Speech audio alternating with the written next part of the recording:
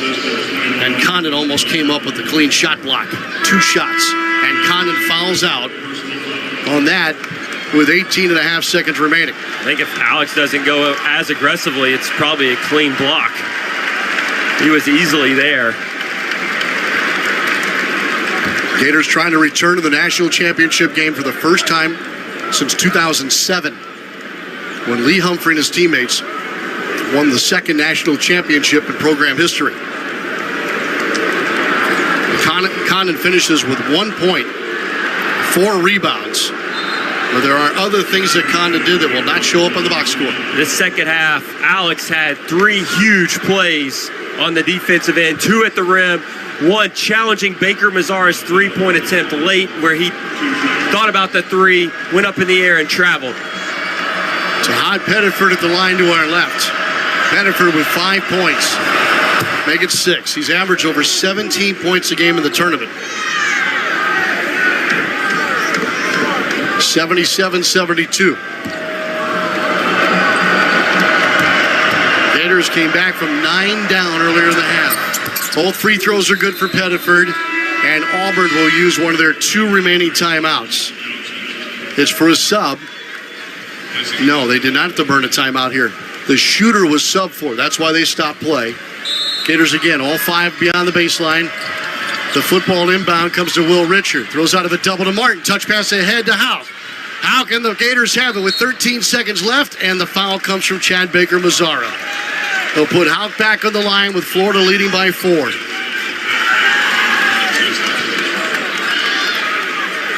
That one was executed perfectly.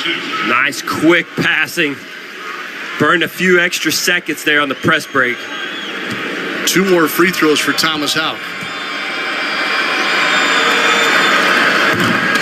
Another miss. Houck had been so good at the line in the tournament. He's now 3 for 6. 1 more. Looking to make it a 5-point game with 12.7 seconds to go. Raises, shoots. Missed it. Rebound, though. Chinyelu flips it out to Richard. Hands it to Clayton. 9 seconds left, and Kelly will foul Walter Clayton Jr. with 9.6 to go. And we've got some extracurriculars. Chinyelu involved with Janai Broom and maybe Chaney Johnson, too. How big have offensive rebounds been in the last few games for us on free throws? Yes. UConn, Texas Tech. Yes, UConn for sure. Oh, Texas Tech, too. 2 missed front ends of 1 and 1 right in the comeback win last weekend. The officiating crew has calmed things down. Clayton at the line to our right. First free throw's good, and the chant already underway behind us. It's great to be a Florida Gator. Walter Clayton Jr. with a masterpiece. 33 points. 1 more free throw opportunity here to make it a 6-point game. 9.6 remaining. Chinyelu goes out. Both free throws are good. 79-73. Into Pettiford. Don't foul. Pettiford, deep 3 straight away. No good. Rebound. Safe from going out of bounds. Grab by Houck. Chop this one up for the Gators. Florida's going to the national championship game on Monday night. 79-73 is the final score. Florida's 35-4. And will play for the whole thing here in San Antonio in about 48 hours.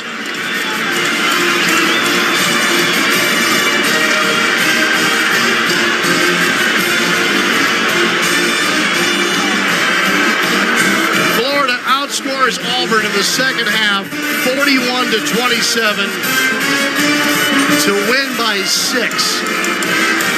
Auburn denied a chance for the second time in their program's history, ends their season at 32-6.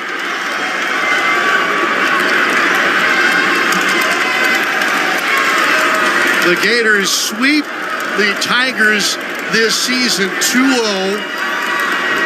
None bigger than this.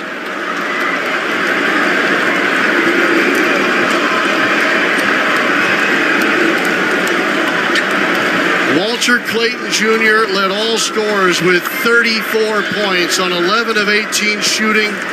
He was 5 of 8 from downtown, and with the 2 free throws of the who has won national titles before. In fact, Billy Donovan back-to-back. I think it was 2006, 2007.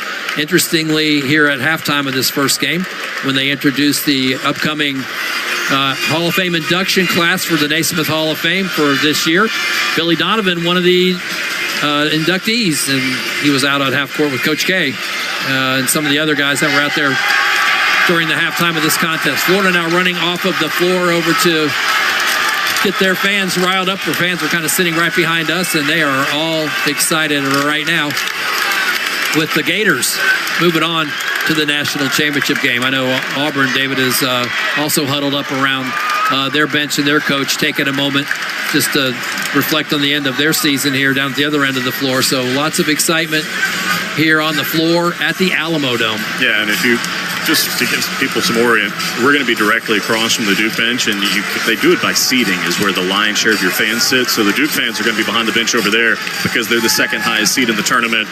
The Auburn fans have been behind their bench. Otherwise, you sit directly across. That's why you hear the roar. Well, it sounded like a Florida crowd here tonight because those fans are right behind us, and the team for the Gators is sitting just in front of us, celebrating with their fans. They came across over here, the elation for them, and I look across and Janai Broom, and what a special season it's been for him. And the other end of the emotional spectrum as he and Chad Baker-Mazara leave the floor for the final time. That's what this tournament is. I mean, it's all on display right now. To our left, absolute devastation, and to our right, they could probably float off this floor right now. I mean, Florida is elated. And we're going to hopefully see some players from the next two teams popping out here shortly, although taking quite a while for the Florida Gators to clear the court here. Which means we're probably, if I had to guess right now, because they haven't started the clocks here in the arena, we're probably looking at about a 9:30 tip back home. Eastern time, yeah. In that neighborhood, I would say. When they start the clock, it's going to be about 40 minutes from that till it actually tip. And I do think, we talked about this earlier, I do think that's an advantage for Duke, that through the lion's share of this tournament, second round, Sweet 16, they've been the second game of a doubleheader. So that can throw your routine off. And I'm sure it did the first time they went through it. But now they're kind of used to that, what it's like to warm up in a hallway with Will Stevens and company, and also to have forever, and then you got to hurry up and go because they'll be able to get on the floor here and get some shots up a little bit longer than you normally have. Sometimes it's 30 minutes. Tonight, as you said, it's 40 minutes between games. But it is a little bit of hurry up and wait, and then a sprint to tip once you hit the floor. Well, certainly we're excited to be able to bring you Duke and Houston coming up tonight. We will give you the starting time once we get it. But as we have this first game in the books and warm-ups for the second game ready to get underway shortly, let's take a quick break, and we'll be back to San Antonio in just a couple of moments. I want to remind you that our games today are being presented by Valero. It's the fuel you need and the snacks you want, all at Valero. You can download the Valero Pay Plus app to enjoy rewards and save on fill-ups. Interestingly, we are actually in the headquarters city of Valero, and the Valero Texas Open PGA Golf Tournament also going on in San Antonio this week. So Valero certainly all over San Antonio during this weekend as well. But we're looking forward to Duke and Houston. The Cougars have come on out, and the Blue Devils will be out shortly. And we'll have more when we continue on the Reach Jewelers Countdown to Tip-Off.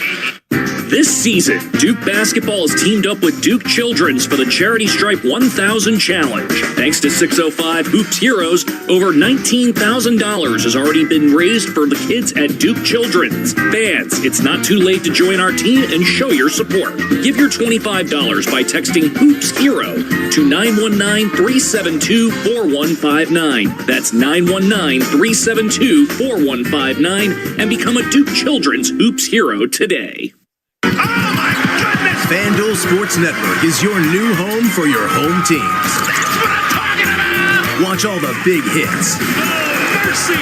Big shots. What a dime! Big goals. He scores! All in one place. Are you kidding me? For coverage of Blue Devils athletics, the Carolina Hurricanes, and the Charlotte Hornets, visit FanDuelSportsNetwork.com today and watch all season long. This is Duke Blue Devil basketball in the Final Four. We'll be back after this local timeout. Sometimes the craving for Bojangles Supremes is so strong you just gotta have them. Even when your gas tank is on empty and Bojangles is still 10 miles down the highway.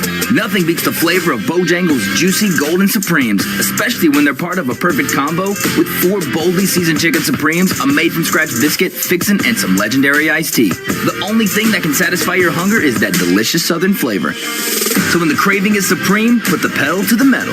It's Bo time. Which schools will take home the prestigious Learfield Directors Cup as the top college athletic programs for the 2024-25 college athletics season? You can follow the standings of your favorite team or alma mater at L Directors Cup on Twitter and online at thedirectorscup.com. Trophies will be awarded in June 2025 to the winning institutions in all college sports divisions. Learfield Directors Cup, the crowning achievement in college athletics.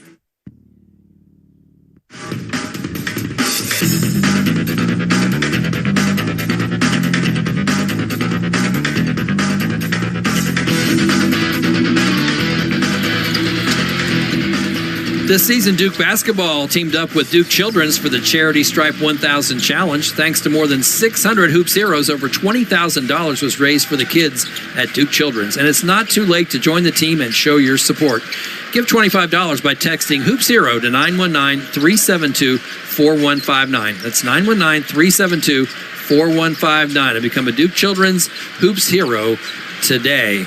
Well, the Blue Devils and the Cougars out warming up on the court right now, and we have just been notified that the tip time for Duke and Houston will be at 9:28 Eastern Time, 8:28 here in the Central Time Zone. So our countdown to tip-off has, about 40 more minutes to go before the Blue Devils and the Cougars get underway.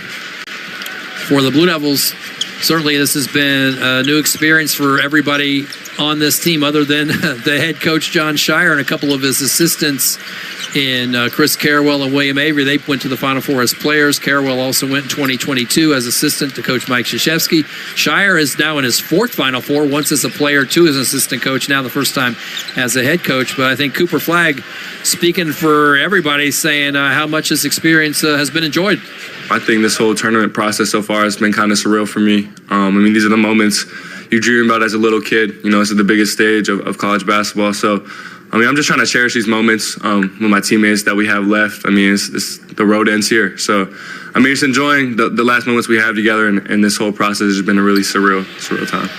Cooper Flagg looking forward to those last moments with this year's team, and this weekend that's all about it. They hope to play 2 games and cut down a net on Monday, but first of all, it's Duke and Houston coming up here tonight. We earlier spoke with Duke coach Mike Krzyzewski here courtside during that first contest between Florida and Auburn, and he talked about how important it was for him to be here to support Coach John Shire and support the Duke basketball family. Even though he's obviously no longer the head coach, he's still a Duke ambassador. He's very close to Coach Shire and the team and the program, and certainly for Shire, Coach K's influence is something that sticks with him all the time. Coach K has given me amazing room to be myself. Really the only advice he gave me from the beginning was to be true to me, to be true to myself. And I already knew that, but for him to remind me of that from time to time has been important. I think he understands when he's around just the gravity and the people looking at him and all that. But we've gotten to a point where, our communication has been the same all the time. So I'll tell you, for me, in the toughest moments that I've had as a head coach my first 3 years, the person that I call is him. And for him to talk me through different moments or situations, not many coaches still have their coach, and I do. And so I couldn't be more grateful for that. The thing I have loved is he's come around more this year. Crossing paths with our guys. I love when he makes, all of a sudden he has a conversation with Cooper in the hallway or saying something to come on, because I want them to know the guy that I was coached by. So I think it's been a beautiful thing, very organic and natural with Coach K and I. The fact that we're still tight as could be. I've wanted this. I want him to be proud when he watches us. The defense, the sharing, all the things that he's taught me. I want him to see and feel with our group, while also understanding I'm not going to be perfect. I'm not going to bat 1,000, and he's really given me the room and the support that I need in order to succeed. So a lot of us being here is him having the vision of just a successful transition. And the last thing I would say is not many coaches truly want the program to succeed once they're done. And I think part of his legacy forever will be the fact that he set our program up for such success, and we're able to be in a Final Four in year 3. And it's a credit to him and how the succession has gone down. To Coach John Shire talking about the influence of Mike Krzyzewski on him personally and his career. For the Blue Devils, this is the 18th trip to the Final Four. 13 of those were under the leadership of Coach K. Now the first under Coach John Shire. They're looking to get to the national championship game for the 12th time. They've been 11 and won 5 of those, and certainly they'd like to have another shot at it on Monday night.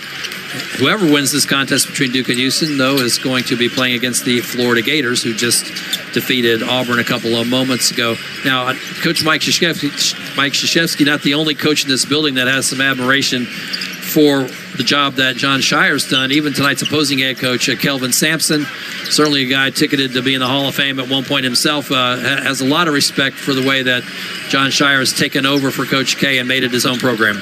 John and his staff's done an excellent job developing this team from, I think they lost to Kansas, is that right?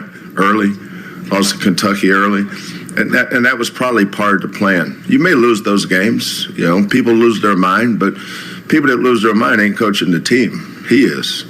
I think he had a plan. But let's throw him out there, and if we have some success, fine. If we have some failure, that's fine too. We want to be the best version of ourselves when we get to February, March, and now we're in April. So I have a ton of respect for him. I'll tell you how good John Shire's been. Nobody talks about him replacing Coach K anymore. He's John Shire. He's got his team in the Final Four. I think that speaks volumes of him. Good for him. It certainly does speak volumes. John Shire getting the Blue Devils here in the Final Four in his 3rd season. Blue Devils coming in with an overall record of 35-3, 16 wins in a row, champion of the East Regional. Houston coming in at 34-4. They've won 17 in a row, champion of the Midwest Regional. The last time Duke lost was February 8th to Clemson.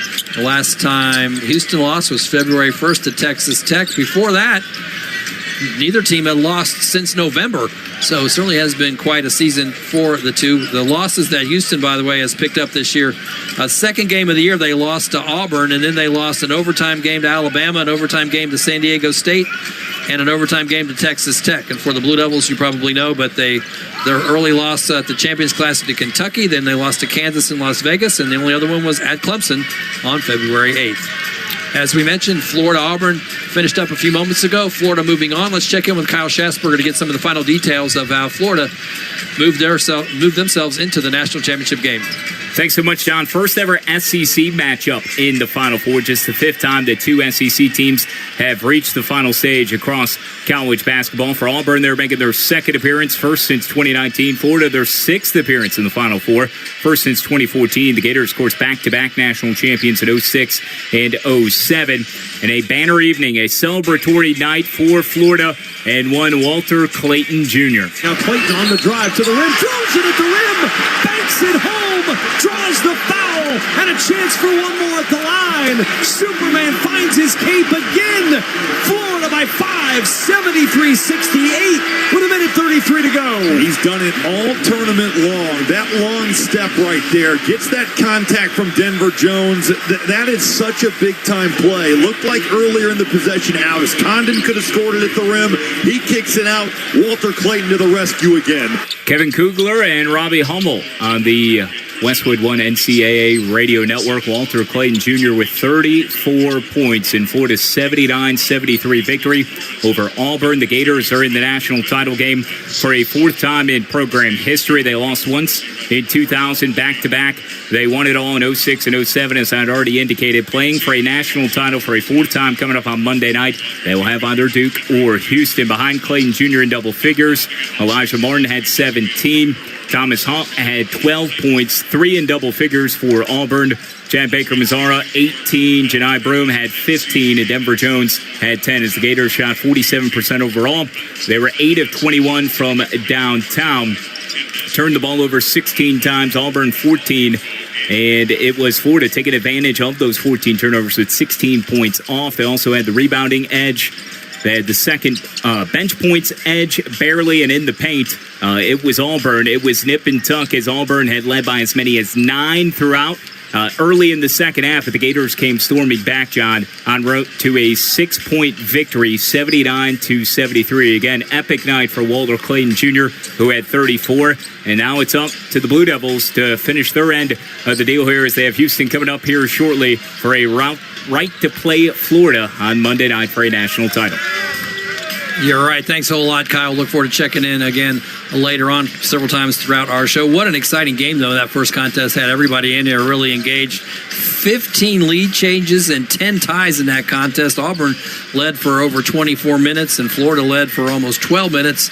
And in the end, though, Florida really, the difference was at the free throw line. They had 21 made free throws to 16 for Auburn. Everything else was pretty even. Then, as Kyle mentioned, the rebounding margin was also heavily in Florida's favor. But certainly looking forward to seeing now what the Blue Devils and the Cougars have in store for us. As we said, 9:28 Eastern Time is our tip time. And we've still got a lot more to get to, including David Shoemate's conversation with Duke coach John Shire. But before we go any further, let's pause 10 seconds, allow our stations to identify themselves. You're listening to Duke Basketball from Learfield.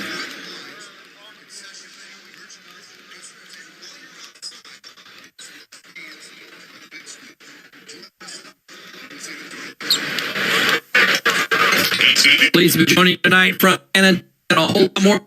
Get you set for Duke and Houston on the Reese Jewelers countdown to tip-off.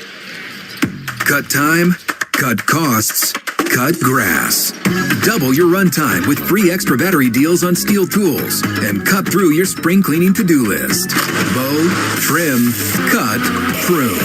Do it all with Steel Battery. Find your deal at your local Steel dealer or shop online at steelusa.com. Get a free extra battery with select Steel tool set. Set includes battery and charger. Extra batteries up to $160 MSRP value. Offer valid for a limited time only at participating dealers while supplies last. It's tournament time for your Blue Devils. You can show your support of Duke all year long by purchasing authentic Duke merchandise from DukeStore.com. Our huge assortment of Duke apparel means you won't have to go anywhere else for the perfect t-shirt, jersey, sweatshirt, or hat. The only collection of Duke merchandise in the world that actually comes to you directly from Duke University. DukeStore.com, where real Duke fans shop. Blue Devils, Cougars. This is Duke Blue Devil basketball in the Final Four. More from San Antonio after this local break. This is Coke Zero Sugar. Could I be the best Coke ever? Try and taste with your ears. Hear those bubbles? Imagine them tingling on your tongue. Fizzy deliciousness. Listen to that cascading liquid. A mouth-watering waterfall. Irresistibly tasty. Zero sugar. Crisp, refreshing, and ice cold. Is Coke Zero Sugar the best Coke ever? Try and decide. Play ball! It's college baseball season, and we're here to talk about it. Every week, join Kyle Schasberger and me, David Kahn, as we deliver the best of college baseball. We've got all the diamond talk you can imagine, with interviews from coaches, players, broadcasters, and more. Plus, we'll give you our weekly rankings, hot takes, and a whole lot of fun. Step into the batter's box and let us deliver our best fastball. Wherever you podcast by searching College Sports Now.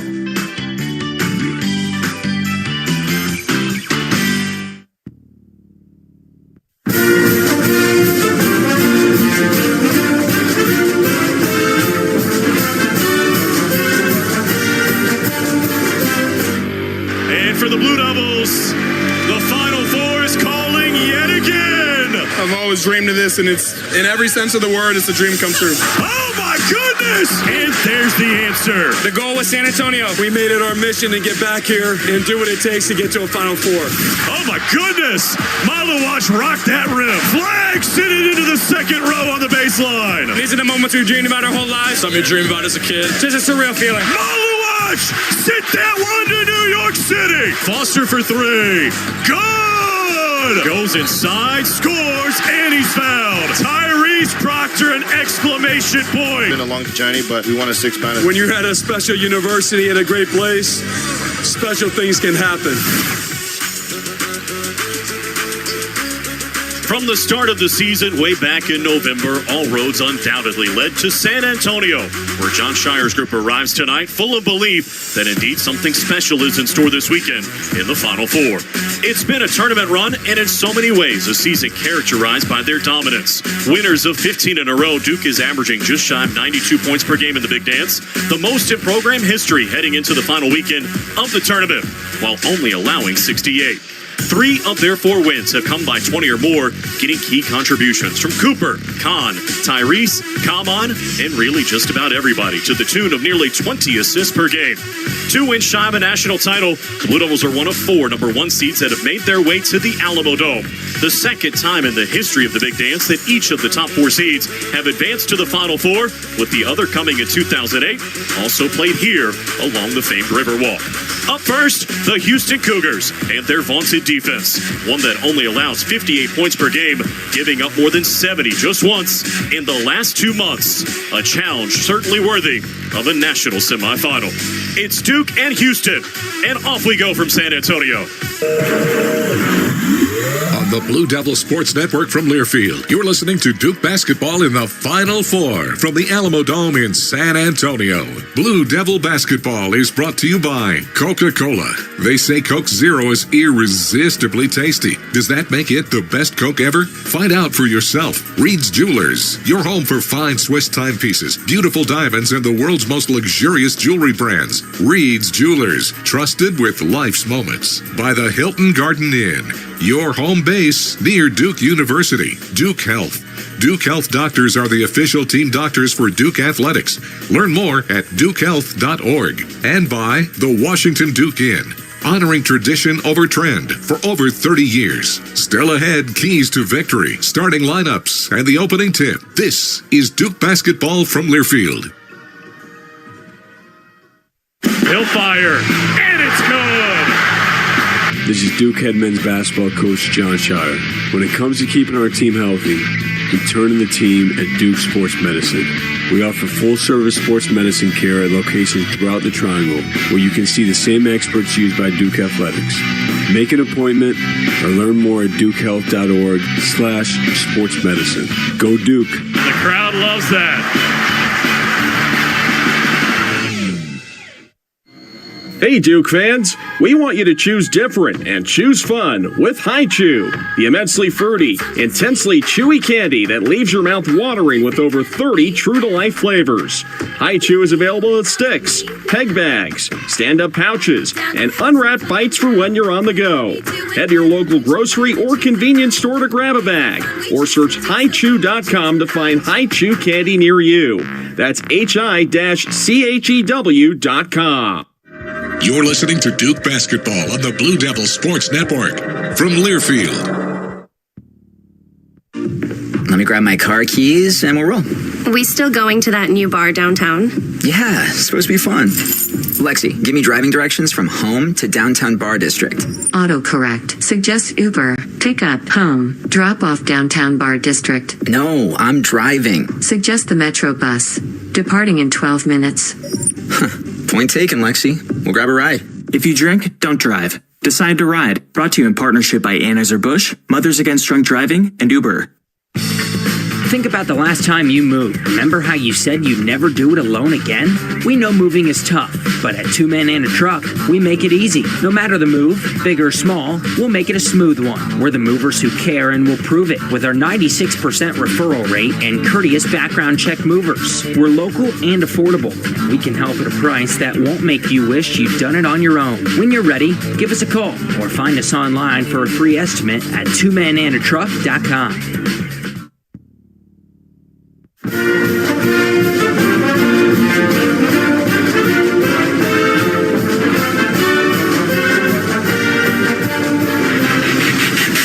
inching you closer to tip-off. It's time to go inside the Duke locker room with head coach John Shire, presented by Duke Health. Duke Health doctors are the official team doctors for Duke Athletics. Learn more at dukehealth.org. Now, once again, here's the voice of the Blue Devils, David Shoemate. Duke in Houston here tonight, and Coach, it's been a week since you guys have played. A lot of prep. A lot of things come with going in the Final Four. How has the preparation gone? The prep is going great. It feels like it's been a long time since we've played, and you try to be careful. You want to scout Houston as well as you can without reinventing what we've done, and that's been the biggest thing for us. But we're healthy, and our guys are ready to go. There's been so much talk this year about your guys' offense in the NCAA tournament, and rightfully so. But defensively, it's been pretty good as well. One of the best defensive performances of the season against Alabama. What have you seen on that end of the floor? I just think the ultimate team, does it on both ends. And you can't play defense if you don't have an edge.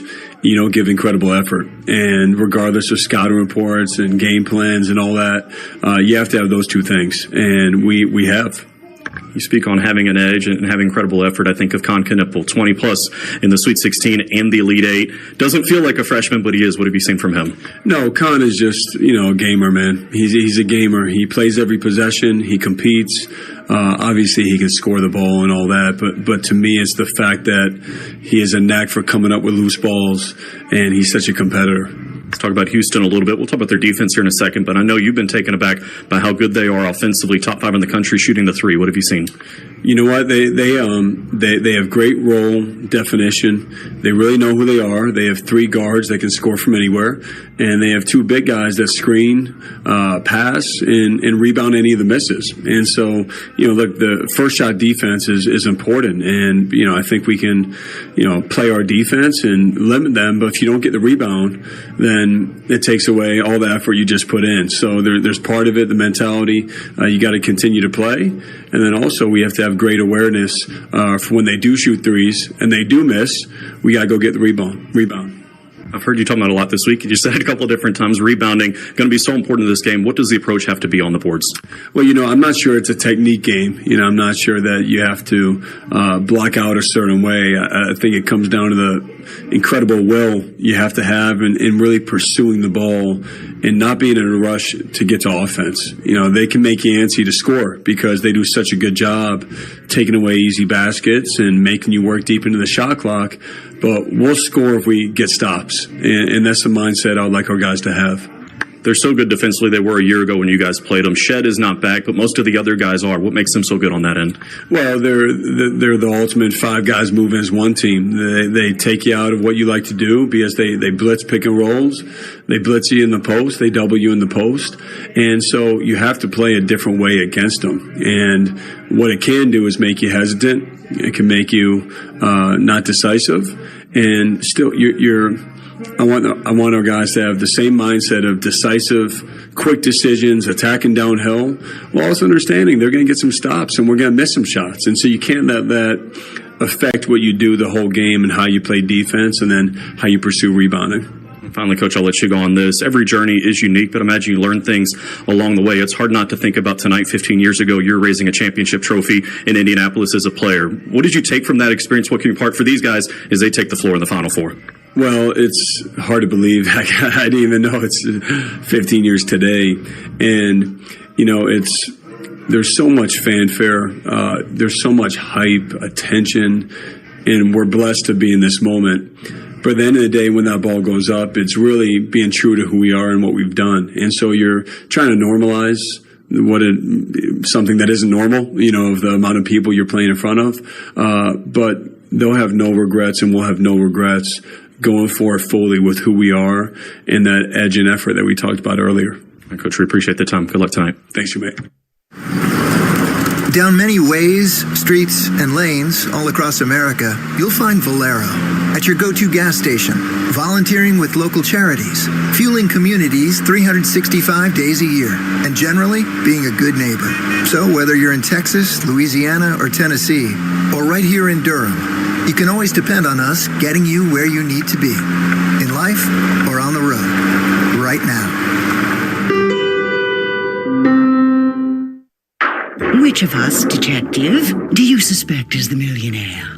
The evidence is everywhere. Your your diamond necklace, Monty's new yacht, and the butler's new convertible. Admit it, you're all Maximilian scratch-off winners. Of course we are. With 25 prizes of $1 million, you could be too. New Maximilian from the North Carolina Education Lottery. Must be 18 to play. Approximate overall odds of winning are 1 in 2.95. Problem gambling helpline 877-718-5543. The Final Four is calling yet again. Duke. Houston. More from the Alamo Dome after this local timeout. Whether you're in the market for a new boat or just need service or accessories for an existing boat, turn to Overby Marine. Now with 2 locations in Kittrell and Lake Gaston, Overby Marine offers the highest quality of marine products and services, including the latest from Sea Ray, Centurion, Avalon, Bennington, as well as Cobalt boats. Overby Marine also offers the largest selection of parts in the region, along with full-service facilities at their 2 locations. Stop by or give them a call at 252-586-3593 or online at overbymarine.com. Overby Marine. Don't let adventure pass you by. Enjoying the game but not the drink being spilled down your back or the foam finger poking you in the face? Well, head to the concession stand, grab a Lindy's Italian Ice, and take a 6-ounce vacation. A 6-ounce cup of lemon Italian Ice will make you feel like you're swaying in a hammock, and the only thing in your face is a cool, salty breeze. That ought to have you refreshed. Now get your head back in the game and start belting out blue and white with the youthful exuberance of the freshman behind you. Yes, the same one that keeps spilling his drink down your back. Lindy's Italian Ice. Have an ice day.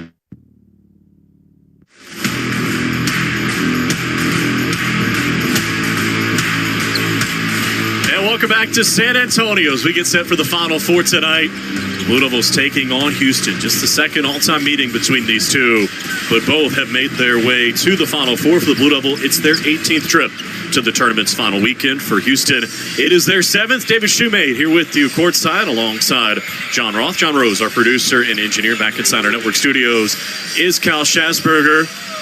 Mr. Roth, we've had a chance to talk about this game from every conceivable angle at this point. There's been a week full of build-up, so I want to ask you about the emotions. I can't imagine what's running through all of these guys' minds out on this floor here as we're about 10 minutes away from tip. Yeah, we certainly really can. Probably it's an individual thing for every guy.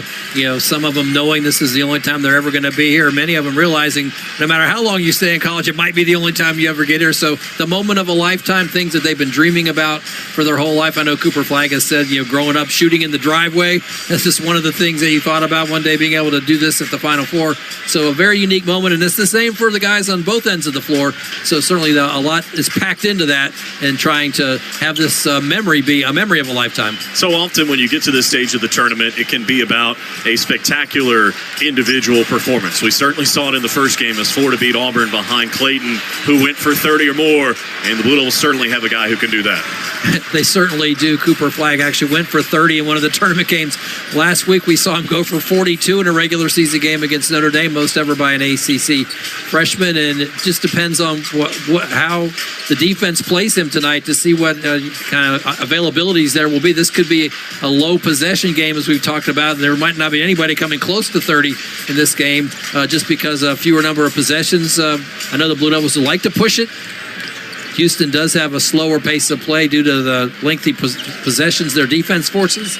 So that will be an interesting angle to see, you know, what kind of numbers we get up to offensively in this game. It's been hard not to chuckle to see some of the buildup going into this game, talking about, and the statistics do bear this out, but everyone's talking about, wow, the top offense in the country and Duke going up against the top defense in Houston. I chuckled because for the first half of the season, it was the Duke defense that was the story, and people were saying, when is the offense going to come along? Not only has it come along, it's the best in the country, but I think people have forgotten how good Duke is defensively. Yeah, Duke's defense has been top-notch all year. And the funny thing about, okay, number one versus number one, when you look at it the other way, Houston does have the number 10 offensive efficiency, and Duke has the number 4 defense. So it's not like there's a drastic difference in what they're going to be doing. But as we talked about a couple moments ago, from the defensive side, I don't think either one of them has seen in a game a defense like the one they're going to be playing here tonight from the physicality and toughness standpoint. So that's something that's going to be an adjustment as we get this game underway. These are also two teams that have you've seen over the course of the year, they wear on teams as the game moves along. I bring that up because last year Houston jumped out of the gates, built a double-digit lead quickly. The Blue Devils fought uphill, of course, won that game 54-51 to get to the Elite Eight. So I'm curious from your perspective, how important is the start of the game? Because both of these teams have shown the ability to come back to wear on other teams, but it certainly feels like you want to get off to a good start.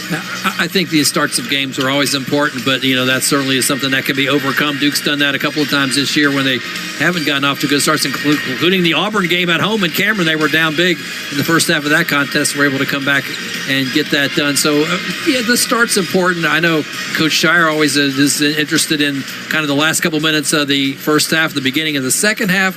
But then when you get down to it, if there's like 5 minutes left and it's a one-possession game, all that other stuff goes out the window. And how are we going to finish and close the game? And that's going to then become the most important thing.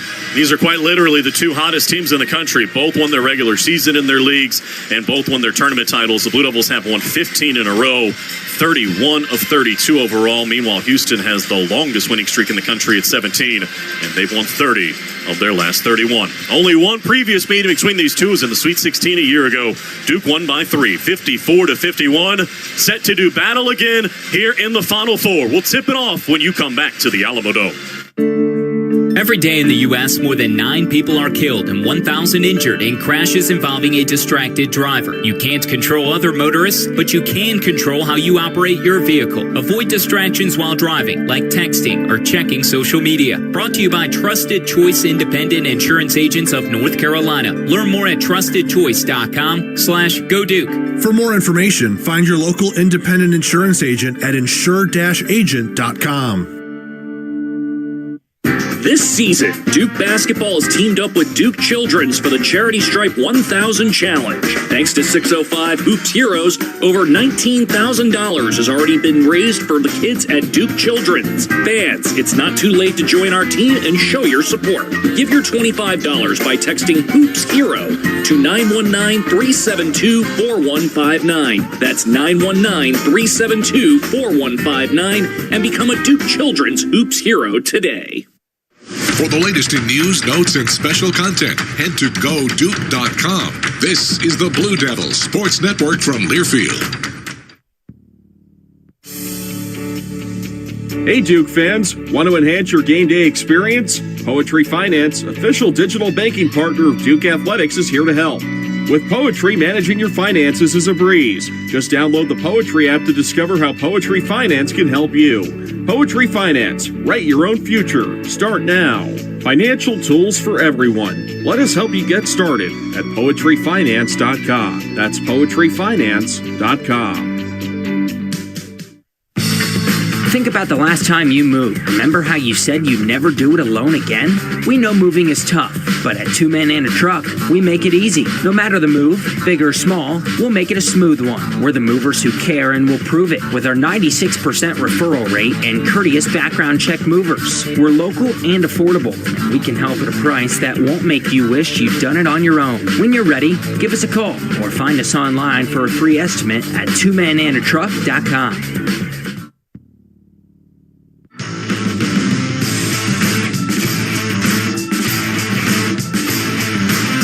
Duke and Houston coming up in the Final Four. A spot in Monday night's national championship game hangs in the balance. Kyle Shasper with you inside Studio 21. The other national semifinal gone final about 20, maybe close to 30 minutes ago as we approach tip-off between the Cougars and the Blue Devils. It was Florida knocking off Auburn by the final count of 79-73. Walter Clayton Jr. with 34 points for the Gators on 11 of 18 from the floor, 5 of 8 from downtown, 7 of 7 at the free throw line. Clayton Jr. is the first player with back-to-back 30-point games in the Elite Eight and Final Four since Larry Bird in 1979. And the Gators await either Duke or Houston now on Monday night, as Clayton was one of 3 in double figures. Janai Broome at 15 in the loss for Auburn, who were paced by Chad Baker-Mazzara with 18. Again, 79-73 was the final count. Florida is on to the national championship game for a 4th time in program history. Let's go inside the Alamo Dome now ahead of Duke and Houston. Starting lineups in the opening tip-off coming up. John Roth, engineer John Rose, and now the voice of the Blue Devils, David Shoemate. All right, Kyle, thank you very much. 64,000 on hand here at the Alamo Dome. It is quite the sight to behold as they're introducing the starting lineups. We'll dive right in. Begin with the Houston Cougars, the champions of the Midwest Regional, the 1 seed, 34-4 overall, 19-1. They finished in the regular season Big 12.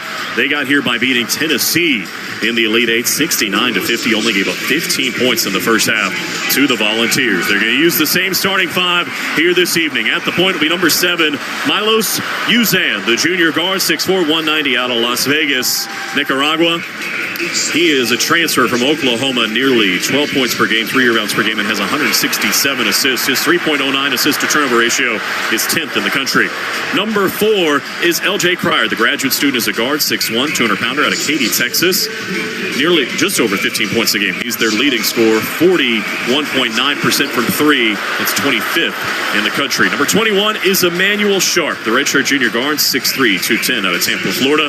The most outstanding player of the Midwest Regional. He had 16 in that win over Tennessee. Number 13 is Juwan Roberts, the graduate student, is a forward, 6'8", 235 out of St. Thomas in the U.S. Virgin Islands. 3 double-doubles on the year. He's their leading rebounder, just over 6 per game, and had 9 points against the Volunteers. And rounding out the starting five is number 11, Joseph Tugler, the redshirt sophomore forward, 6'8", 230 out of Monroe, Louisiana. 1.92 blocks per game. That's 26 in the country. By the way, cleaning up on Uzan. He's from Las Vegas, North Carolina, not Nicaragua. But obviously a very good player that comes over from Oklahoma. For head coach Kelvin Sampson in his 11th season at the helm in Houston. The associate head coach is Quantus White. The assistants, Kellen Sampson, Casey Beard, Hollis Price, and Anthony Goldwire. Meanwhile, for the Blue Devils, champions of the East Regional, 35-3 overall. They've won 15 in a row. They beat Alabama by 20 in the Elite Eight, 85-65, and the same starting five here tonight. Tyrese Proctor, guard, junior, Sydney, Australia. Con Knipple, wing, freshman, Milwaukee, Wisconsin. Sion James, guard, graduate student from Sugar Hill, Georgia. Cooper Flag, small forward, freshman, Newport, Maine. Kaman Madid Malwaj, I'm a center, freshman. I'm from South Sudan, Mumbai. And they'll hit the floor under the direction of head coach Sean Shire in his 3rd season. 89 wins against just 21 losses, now tied with Brad Underwood and Brad Stevens for the most wins by a Division I head coach in his first 3 seasons. His associate head coach is Chris Carrawell, the assistants Emmanuel Dildy and Will Avery, and the director of player development is Justin Robinson. This will be the 18th national semifinal for the Blue Devils. They've won 11 of the previous 17, 64.7 the winning percentage, and as a 1 seed, awfully good. They've won 6 of the previous 7 in this particular round of the tournament as the teams are being introduced out on the floor. The Blue Devils are the highest remaining seed in the tournament, with Auburn being eliminated earlier tonight against Florida. So Houston will wear the road jerseys here tonight with black jerseys and shorts, scarlet numerals and lettering, some white trim as well, and some scarlet and white piping down the side, a black stripe as well. Meanwhile, for the Blue Devils, the familiar home whites with Duke Blue numerals and lettering, a Duke Blue stripe down the side, and an Iron Duke D logo in white at the bottom of the shorts. Couple taps to the floor. On the free throw line on the right side of the floor, just in front of us, as we'll see things across from the Blue Devils bench, courtside here at the Alamo Dome. I say courtside, it's a raised floor, as we've come to see here in the Final Four. So we're seeing things at eye level, and we're going to watch John Shire's group go right to left here in the first half of this national semifinals. They look to get to the championship game for a 12th time. It's quite the scene, John Ross. 64,000 packed in tight here at the Alamo Dome. No, it is. It's really an awesome type of scene here with the lights out and the smoke coming out for the starting lineups and the ribbon boards going around the facade of the upper deck and big giant video boards in each corner and just fans standing and yelling and flashing their cameras. So quite a bit to take in here from court level for Duke and Houston. If you weren't with us earlier, one of the things John Shire has been saying throughout the course of the season, Mike Krzyzewski's been around more this year than his first couple of years. Said he wanted to see him around more. Well, his mentor's with him here at the Final Four.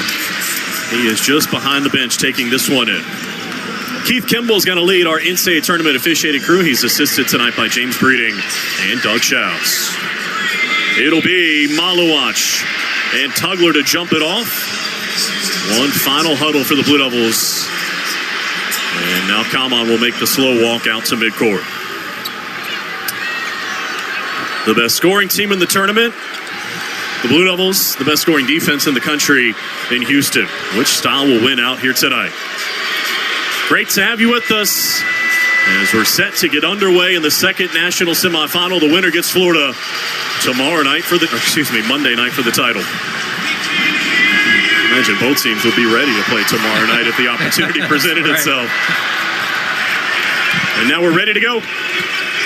Malowacz and Tugler to jump it off. Keith Kimball with the basketball in hand. He's in the center circle. Great to have you with us. So away we go. They fight for the opening tap, and Houston has it.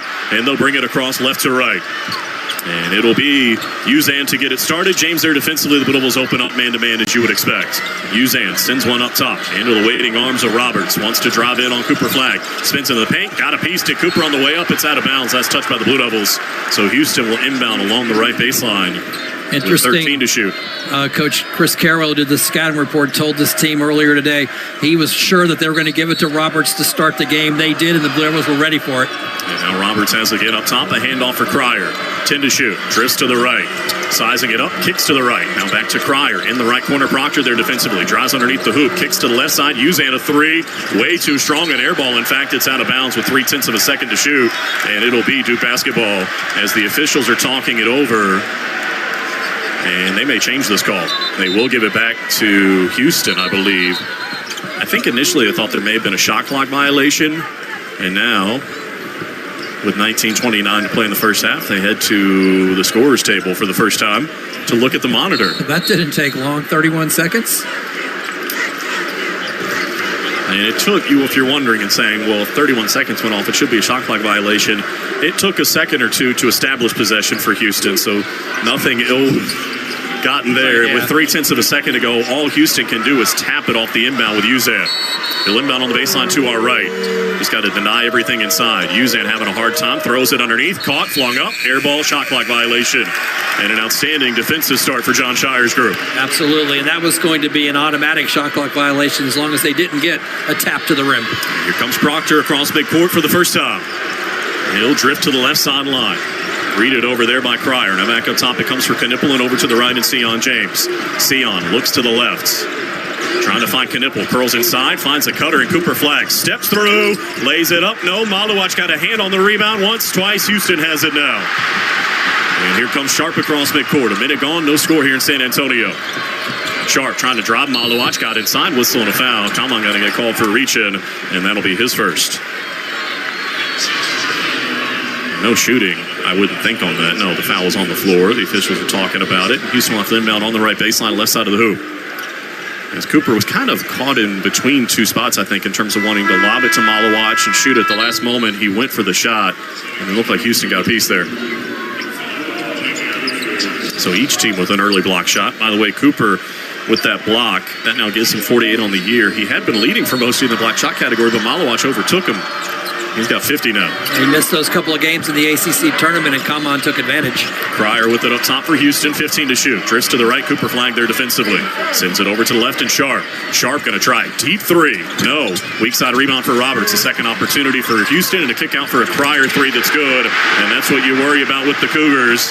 They really get on the glass and they're on the scoreboard first. It's 3-0, 90 seconds in. And a lot of their threes do come after they get an offensive rebound and kick it back out to an open guy on the perimeter like Cryer. James over to the right. Knipple gets a touch. Looking inside. Waiting. Sends it to left. There's Cooper. Swings it low. Drives Roberts. Got a step. Goes inside. Kicks up top. Knipple. He'll drive right around Sharp. Got inside. Steps through. Off the window. And he's fouled and will shoot two. And that foul will be on. We'll wait and see who they tag the foul on for Houston. Either way, Knipple heading to the line to shoot a pair. And the foul will be on Francis. The New Orleans product, and as Con heads to the line, we remind you that Food Line is the proud sponsor of the Score to Get More program. For each free throw the Blue Devils make in tonight's game, Food Line Feeds will donate 100 meals to a local area food bank. And Knipple's first free throw is good. 6th in the country, hitting his free throws at a 91.2% clip. 7 times this year he's gone for 20 or more. Of course, 2 of those came last weekend in Newark, including in the Elite Eight when he put up 21 against Alabama. Second attempt, got them both. Little's back within 1. He's only missed 11 free throws all year, 114 out of 125. 3-2. Houston by a penny, 18-10 to play in the first half. Uzan sends it over to the right, and Cryer. Looking up top, Sharp has it now. Comes off of a screen set by Francis, does Cryer in the right corner. Now Francis has it, looking for space, none there. Sends it over to the left, and Uzan. Shot clock's down to 10. Uzan with Knipple defending. 8 and 7. Jumps up top. Can't hit a 3. They fight for the rebound. Roberts has it again for Houston. A kick out for Cryer in the right corner. Can't shoot. Weaving through traffic into the paint. Fades away. Can't hit. They fight for the rebound again. It's out of bounds. Last touch by Houston this time. But you get an early taste of how Houston really attacks the glass. They already have 5 rebounds. The Blue Devils just got their first, and it was the team rebound. Yeah, they have a margin of advantage on rebounding across the course of the season as one of their key factors. They don't ever relent. Cooper swings it low. Looking to the left. Crosses over, goes to the right. Drives Roberts, got a step. Off the window, didn't get the roll. Malawach tapped it, couldn't finish. Still fighting for it. Now to their width it is Uzan. In transition, leading by 1, 17-20 to play in the half. Spinning inside Sharp, goes up. Malawach got a piece. Roberts, another offensive rebound and a kick out for Cryer. A fresh 20 to work with. It's Uzan. Behind the back, can't get by Knipple. 12 to shoot. 3 minutes nearly gone in the first half. Houston leads 3-2. In the pocket, Roberts. A hop step in the paint. Lefty floater. No, and Cooper's got the rebound this time. And he'll lead the break across midcourt, looking for their first lead of the ball game. To the right corner, James. He'll set the feet. Can't hit a 3. Weak side rebound for Francis in Houston. So the Blue Devils 0 for 3 from the field to start.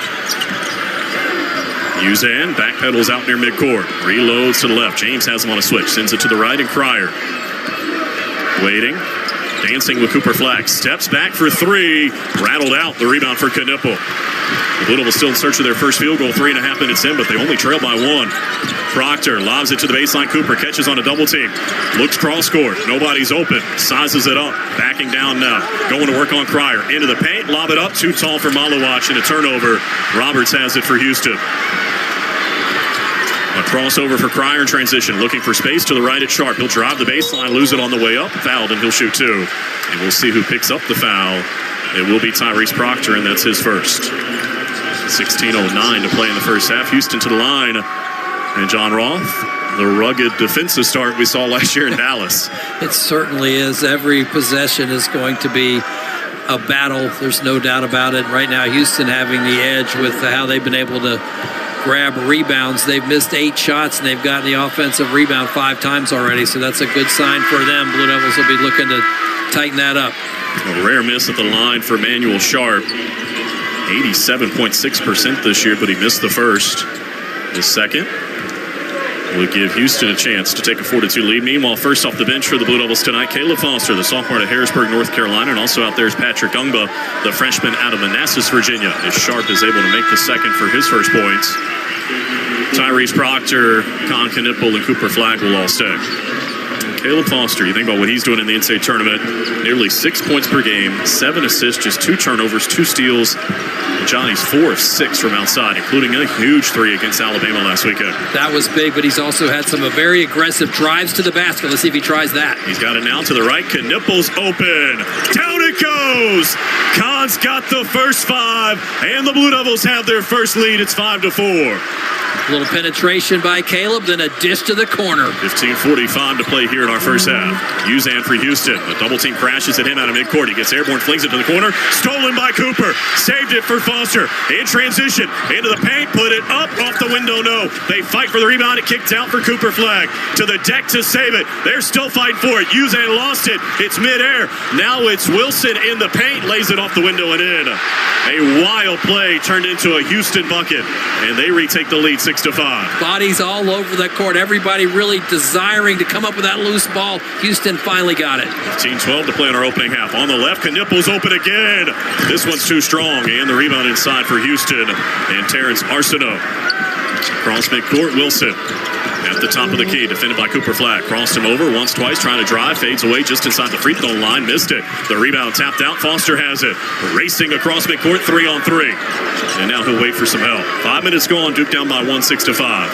Caleb Looking to the right. Knipple comes off a couple of screens. Into the paint, right side of the paint. Back out for a Cooper Flag three. Good. His first field goal comes from outside. His 50th three of the season. And Duke leads 8-6. Good sign for the Blue Devils. A lot of ball movement and Cooper wide open on the perimeter. 14:30 to play in our opening half.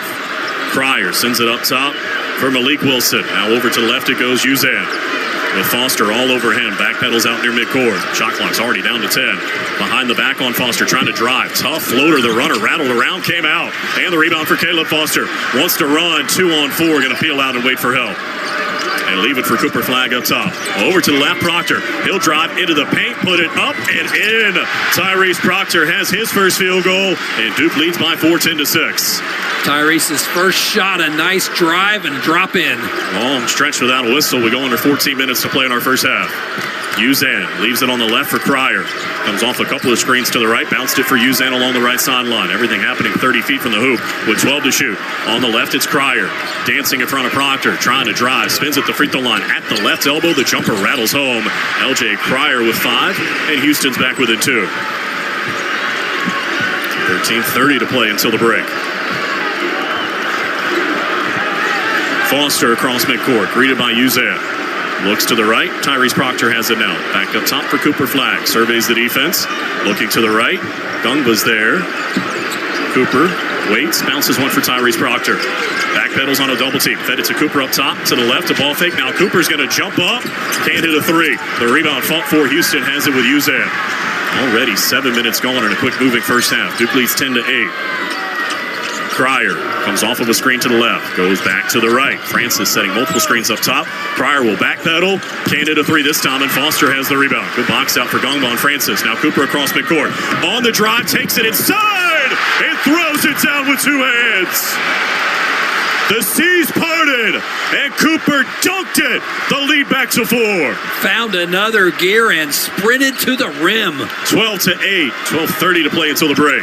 Uzan at the top of the key. Foster trailing, jumps up on the right, can't hit a jumper. Cooper Flag has the rebound. And he'll go with a hit ahead for Foster. Weaving across midcourt. Foster to the right baseline, peels out of it now. Leave it for Gungba up top. Patrick sends it inside. What a cut for Knipple, and the layup is good. Kai Knipple's got 7, and Duke leads by 6, 14-8. A great spurt by the Blue Devils. They've made 4 of their last 5 shots, and they've all come with great ball movement.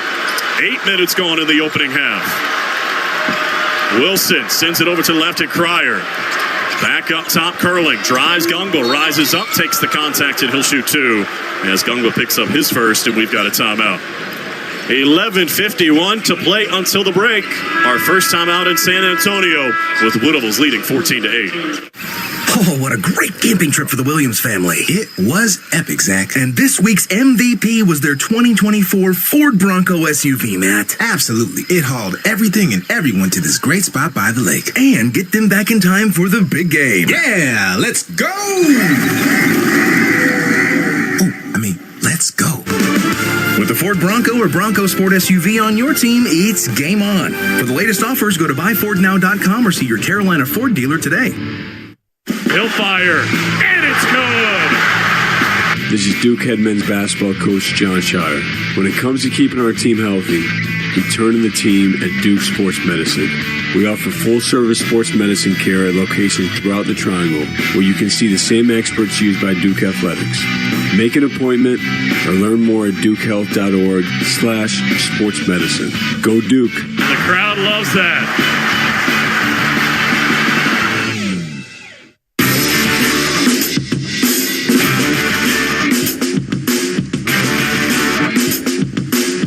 The Blue Devils started 1 of 6 from the floor, but have since knocked down 4 of their last 5 for a 14-8 lead over Houston. Cryer will backpedal. Can't hit a three this time, and Foster has the rebound. Good box out for Gongba and Francis. Now Cooper across midcourt. On the drive, takes it inside, and throws it down with 2 hands. The seas parted, and Cooper dunked it. The lead back to 4. Found another gear and sprinted to the rim. 5 for Cooper Flagg, 7 for Con Knippel, 14-8 the score. Duke on top of Houston in this national semifinal contest. This broadcast of the NCAA Division I Men's Basketball Championship is authorized under broadcast rights granted by the NCAA through Westwood One. It is intended solely for the private, non-commercial use of our audience. Any reproduction, retransmission, or other use of this broadcast without the express written consent of the NCAA and Westwood One is strictly prohibited. Kyle Schasberger, John Roth, John Rose, and David Shoemate now back inside the Alamo Dome. All right, Kyle, thank you very much. And tonight's game between Duke and Houston is presented by Duke Stores. Visit shop.duke.edu where real Duke fans shop.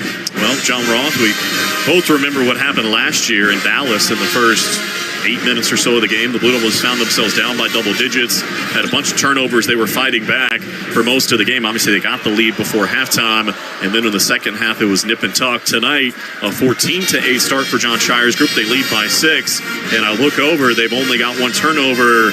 It is hard to prepare for the physicality of Houston's defense, but I really feel like Duke has handled it awfully well so far. They certainly have, with only 1 turnover, and really done an excellent job of getting the ball around to their key shooters' hands here during this first few segments of the game, and they've had good balance too. They've gotten 6 points in the paint and 6 points off of 3-pointers, and then 2 points at the free throw line to add up to their 14. So inside, outside, and taking care of the ball. You know what allows you to settle in? When your defense is really good. Yeah. Houston's taken 4 more shots, but they're only 3 of 15 from the field and 1 of 6 from 3. That's allowed John Shire's group to find their footing and now take the lead. It will be Houston at the line out of the timeout as Patrick Ungba picked up his first foul going to the break. And we see some of the older guys coming in. Malik Brown, the junior out of Culpeper, Virginia, the transfer from Syracuse, and Mason Gillis, the graduate student out of Newcastle, Indiana. Of course, the grad transfer from Purdue, played in the national championship game a year ago against Connecticut. He has been singularly focused on a mission, getting back and winning a national title. He's out there with Caleb Foster, Con Knippel, Tyrese Proctor, and the aforementioned Brown as Cryer hits the first free throw out of the timeout. He is at 91.6%. And we got another timeout on the floor. 11:51 to play until the break. Blue Devils lead it by 5, 14-9 when you come back to San Antonio. Which of us, detective, do you suspect is the millionaire? The evidence is everywhere. Your diamond necklace, Monty's new yacht, and the butler's new convertible. Admit it, you're all Maximilian scratch-off winners. Of course we are. With 25 prizes of $1 million, you could be too. New Maximilian from the North Carolina Education Lottery. Must be 18 to play. Approximate overall odds of winning are 1 in 2.95. Problem gambling helpline 877-718-5543. This is Duke Blue Devil basketball in the Final Four. We'll return to the Alamo Dome after this local break. It's bow time. Sometimes the craving for Bojangles Supremes is so strong you just gotta have them. Even when your gas tank is on empty and Bojangles is still 10 miles down the highway. Nothing beats the flavor of Bojangles juicy golden Supremes, especially when they're part of a perfect combo with 4 boldly seasoned chicken Supremes, a made-from-scratch biscuit, fixin', and some legendary iced tea. The only thing that can satisfy your hunger is that delicious southern flavor. So when the craving is supreme, put the pedal to the metal. It's bow time. This is Coke Zero Sugar. Could I be the best Coke ever? Try and taste with your ears. Hear those bubbles? Imagine them tingling on your tongue. Fizzy deliciousness. Listen to that cascading liquid. A mouth-watering waterfall. Irresistibly tasty. Zero sugar. Crisp, refreshing, and ice cold. Is Coke Zero Sugar the best Coke ever? Try and decide.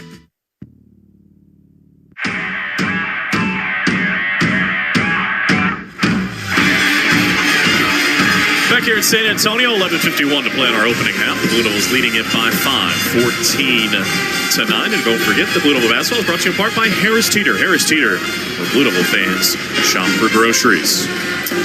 Well, the Blue Devils, as we told you earlier, the best scoring team in the NCAA tournament, the most efficient offense in the country. Through the first 4 rounds of the NCAA tournament, 367 points. It's the most by a Duke team in program history. By the way, the 387 threes they have this year, second most in program history, 20 behind that 2000-2001 team that had 407. feels like the early part of the season we're talking about comparing the Duke team historically on the defensive side of things, John Roth, and now we're looking at some of the offensive numbers, and they're as good as we've ever seen in Durham. They certainly are, and they've been playing well offensively all year, but to me it kind of kicked in to another gear about the middle of February, that little run there where they had a couple of 100-point games and some 90-point games. They were hitting all their shots, blowing people out by 20 and 30, and I think their confidence just exploded from there. So after the dramatic free throw timeout, we'll have another free throw. This is about, too, as old as Duke's going to have a team on the court, unless Sion James would come in for Knipple. Other than that, it's pretty much all veteran players out there. They got a junior, a sophomore, a graduate student, another junior, and the lone freshman, Con Knipple. Does he look younger to you amongst these other guys on the floor? No, and if you're Kelvin Sampson, you're already calling him a veteran because he said yesterday he was just a freshman in November. He was a sophomore in January. He's a vet now. Prior 1 out of 2 was the second one rattled out, so the Blue Devils still lead by 5, 14-9, and they come across midcourt with 11:44 to play in the half. Foster looking to the left, bounces one for Malik Brown. Looking to the right, waits, back door. What a find to Foster. Caught in traffic, though, fed it to the left corner. Gillis, now Knipple has it up top. Around the perimeter it goes for Proctor on the right. Dumps it off for Brown on the baseline. Back up top for Gillis. Deflected in backcourt, stolen by Roberts. A chance to run on Proctor, steps through and blew the layup. Gillis fights for the rebound, foul coming on Houston. So Houston had every opportunity to score in transition, but Gillis did a nice job contesting it and then was able to get the rebound and draw the foul. That'll be on Uzan, and that's his first. And I think Proctor gave him a little bit of a bother, too, as the way he flew at him right before Gillis got there. Foster to the right, a crossover. Oh, he got by Uzan into the paint, and he'll shoot two. If that's on Uzan, that's 2 quick fouls. We'll see who the foul is going to be ticketed on, and that is on number 7. So that's 2 quick fouls on Milos Uzan. He is their 3rd leading scorer. And it'll be Caleb Foster to shoot 2. And Caleb Foster making things happen in this game. Always dreamed of playing in a Duke uniform. Always dreamed of being in the Final Four. And he has taken advantage of the moment so far. He has been on the attack since he hit the court. And the first free throw is short. 66.7% on the year as Malik Wilson re-enters for Houston. And Uzan will have a seed with 11-12 to play in the half. As we'll keep an eye on that with those 2 fouls. And see if Caleb can make the second free throw and build the lead back to 6. On the way. Too strong. Brown got a hand on the rebound once, twice, tapped it to Knipple. Inside he goes, off the window and in. Malik Brown made the play and Knipple paid it off. Malik Brown has such great hands, and they certainly were put to good use by the Blue Devils that time. Knipple's got 9, the lead 7, 16-9 with 10:55 to play in the half. On the left, it's Cryer for Houston. Looking up top, Tugler now. Bobbled it, knocked loose, stolen by Gillis, and then a foul headed the other way as he was knocked to the deck by Tugler. Little was showing off their defensive stripes here in the first half. Mason Gillis, not a guy who's going to back down from anyone. He was holding his position defensively. It was not going to allow any penetration and got the Blue Devils the ball back. And Kelvin Sampson, seeing that turnover, wants to talk about it. He's going to use the timeout with 10:47 to play here in our first half. The Blue Devils with this 16-9 lead. If they can get through to Monday night's championship game, they will meet the Florida Gators. How did Florida get there? Well, for more on that, let's check in the studio and hear from our Kyle Schatzberger. Thank you, David. Huge night for Walter Clayton Jr. as part of Florida's effort against Auburn, where they corrected a 9-point deficit early in the second half en route to a 79-73 win, ending the Auburn Tigers season. Clayton crossover dribble. Moves to his left, goes to Hauk, top of the arc. Hauk looks for Richard, reads it, takes the ball back to the top of the key, hands to Clayton. Launches the 3. Good! Walter Clayton Jr. with 27. That's his 5th three-pointer, and it's 69-65. Sean Kelly from Learfield. Clayton Jr. finished with 34 points with those 5 triples, 11 of 18 overall, 7 of 7 at the free throw line, 4 rebounds, made 2 assists in 35 minutes of action. First guy to go back-to-back in the Elite 8 and Final Four with 30-plus points since Larry Bird had done it. May have heard of him. 2 others in double figures. It was Elijah Martin with 17 for Florida. Also, Thomas Hall with 12 points for the Gators. For Auburn, a losing effort. Chad Baker-Mazara had 18. Janai Broom had 15. Denver Jones had 10. Florida made more free throws, 5 more, 21-30. Auburn 16 of 23. Both teams were pretty equal outside of the rebounding margin as Florida out-rebounded Auburn 39-30. A back-and-forth game, though, that saw Florida lead for less than 12 minutes. There were 15 lead changes in all, but it was Florida who used a fine second-half effort, outscoring Auburn 41-27 in that second half to earn the 79-73 victory over the Auburn Tigers. Florida, making their 6th appearance in the Final Four and first since 2014, will now be in the championship game for a 4th ever time in school history, losing in 2000 and winning back-to-back national titles in 2006 and 2007. And David, the SEC, representing half of the Final Four, 5th time that's happened in league history, but first time 2 SEC schools had ever squared off in a national semifinal game. It went Florida tonight, so Florida waits either Duke or Houston on Monday night. All right, we'll look ahead to that one. Hopefully the Blue Devils will be there. They lead by 7 right now, 16-9. With 10:47 to play in our first half of Blue Devil basketball, it's brought to you in part by Coca-Cola. Crisp, refreshing, and irresistibly tasty is Coke Zero Sugar, the best Coke ever. Try and decide. So after that, about 8-minute stretch without a stoppage, or maybe a rare stoppage mixed in. It's been a flurry of stoppages here over the last 10-15 minutes of real time. I look across, Cooper Flagg's breather will extend at least a little bit coming out of this timeout, as it'll be Tyrese Proctor, the junior out of Sydney, Australia. Knipple, who's already got 9. The freshman out of Milwaukee, Wisconsin. Malik Brown, Mason Gillis, and Caleb Foster out there. Blue Devils have built the 7-point lead, having made each of their last 3 from the field, and Houston doesn't have a field goal in nearly 3 minutes.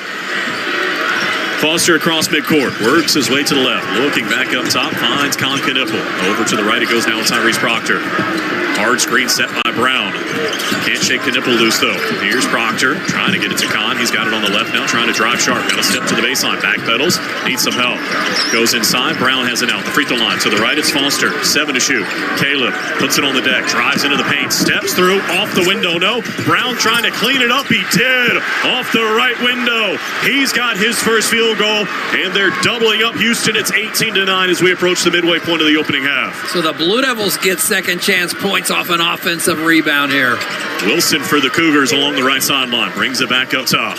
Defended by Con Knipple. Picked up his dribble. Needs some help. Sends it over to the left, and LJ Cryer. Off of the switch, Knipple has him. Dancing. Nearly lost it into the paint. He did, but it ricocheted off his foot into the arms of Roberts. Spun to the baseline. Knocked loose by Brown. Out of bounds. Last touch by Houston. Malik Brown making plays in San Antonio. How about Malik? He's already got 2 rebounds, an assist, a basket, and there's another deflection that'll turn into a steal or turnover to get the ball back for the Blue Devils. And a chance to add to a 9-point lead with 9:47 to play in the half. Blue Devils hoping to get more minutes out of Malik this weekend than they did last weekend, and we are off to a good start in that category. Foster at the top of the key. Fed it to Brown. Waits, faces up. Looking to the left. Brown sends it to the left. There's Con Knipple. A baseline drive on Sharp. At the block. Rises up. Can't score. Weak side rebound. Gillis. A kick out. Proctor. Can't hit a 3. Gillis fighting. Knipple's got it. Back up top. Tyrese. Into the paint. Steps through. Takes the contact. No whistle. And Houston out of there with it. Good finish inside. Here comes Sharp along the right sideline. 9:13 to play in the half. Duke still leading 18-9. And Gillis comes in. Slaps it loose but caught the arm. And that'll be his first foul in the 4th on the team. And wholesale changes coming for John Shire's group. And Sion James will re-enter, the graduate student out of Sugar Hill, Georgia. Kalan Maluach, the freshman out of Rumbek, South Sudan. Cooper Flagg, the freshman out of Newport, Maine. And for the first time tonight, another freshman, Isaiah Evans, the Fayetteville native. Gillis is the lone man who will stay. And Houston will counter by bringing back in Terrence Arsenault, the sophomore out of Beaumont, Texas. So Houston will inbound right baseline, right side of the hoop, 9-11 to play until the break. Houston still in this drought. Doesn't have a field goal in more than 3 minutes now. They lob it in for Sharp along the right sideline. Evans defending him. Waiting, sends it back up top. Calling for a screen is Sharp now. He drifts to the left. Shot clock's already down to 12. Here comes Tugler to set the screen. Right back to Sharp. Trying to turn the corner at the right elbow. Drives inside on Maluach. Wild scoop, no. Offensive rebound. The putback and a foul. The shot on the way back up was blocked by Maluach, but there will be free throws for Houston. And it'll be Roberts to shoot 2. foul will be on Sion James, and that's his first, 5th on the team. Gillis certainly locking in for every moment he's on the court. As noted earlier, he was in this same position last year in the Final Four for Purdue, got to the national championship game, and he is relishing every second out there trying to make something happen for his team. Roberts' first free throw is no good. By the way, he's got a record of 148-23 in his Houston career. One of those COVID seasons, obviously, but he's played a ton of college basketball. The graduate student, first team All Big 12 selection, also on the All Defensive team, but not a good free throw shooter. 62.5%. Missed the first, and now his second out of the left hand is good. So that becomes his first point. And Houston is back within 8. It's 18-10 with 8:50 to play in our first half. Those 148 wins you mentioned, making him the winningest player in Houston history. James along the left side of the paint. Got inside, back up top. Cooper's got it now. Trying to drive. Roberts got inside, hesitates, fades away, dumped it off to Malawach. Down low, goes up, got it blocked. Swatted out of there by Tugler. And it's Arsenault out of there with the basketball. Pryor across midcourt. 8:27 to play in a very low-scoring first half. Sharp, a deep three on the right is good. Quick trigger for Emmanuel Sharp. His 84th three of the season brings Houston back within 5. 18-13. 8:15 to play in the half. James calling for a screen. Gets it from Cooper. Comes off of it to the right. Sends it to the right, and Gillis. He'll launch, and the answer wouldn't go. Off the front of the rim into the arms of L.J. Pryor.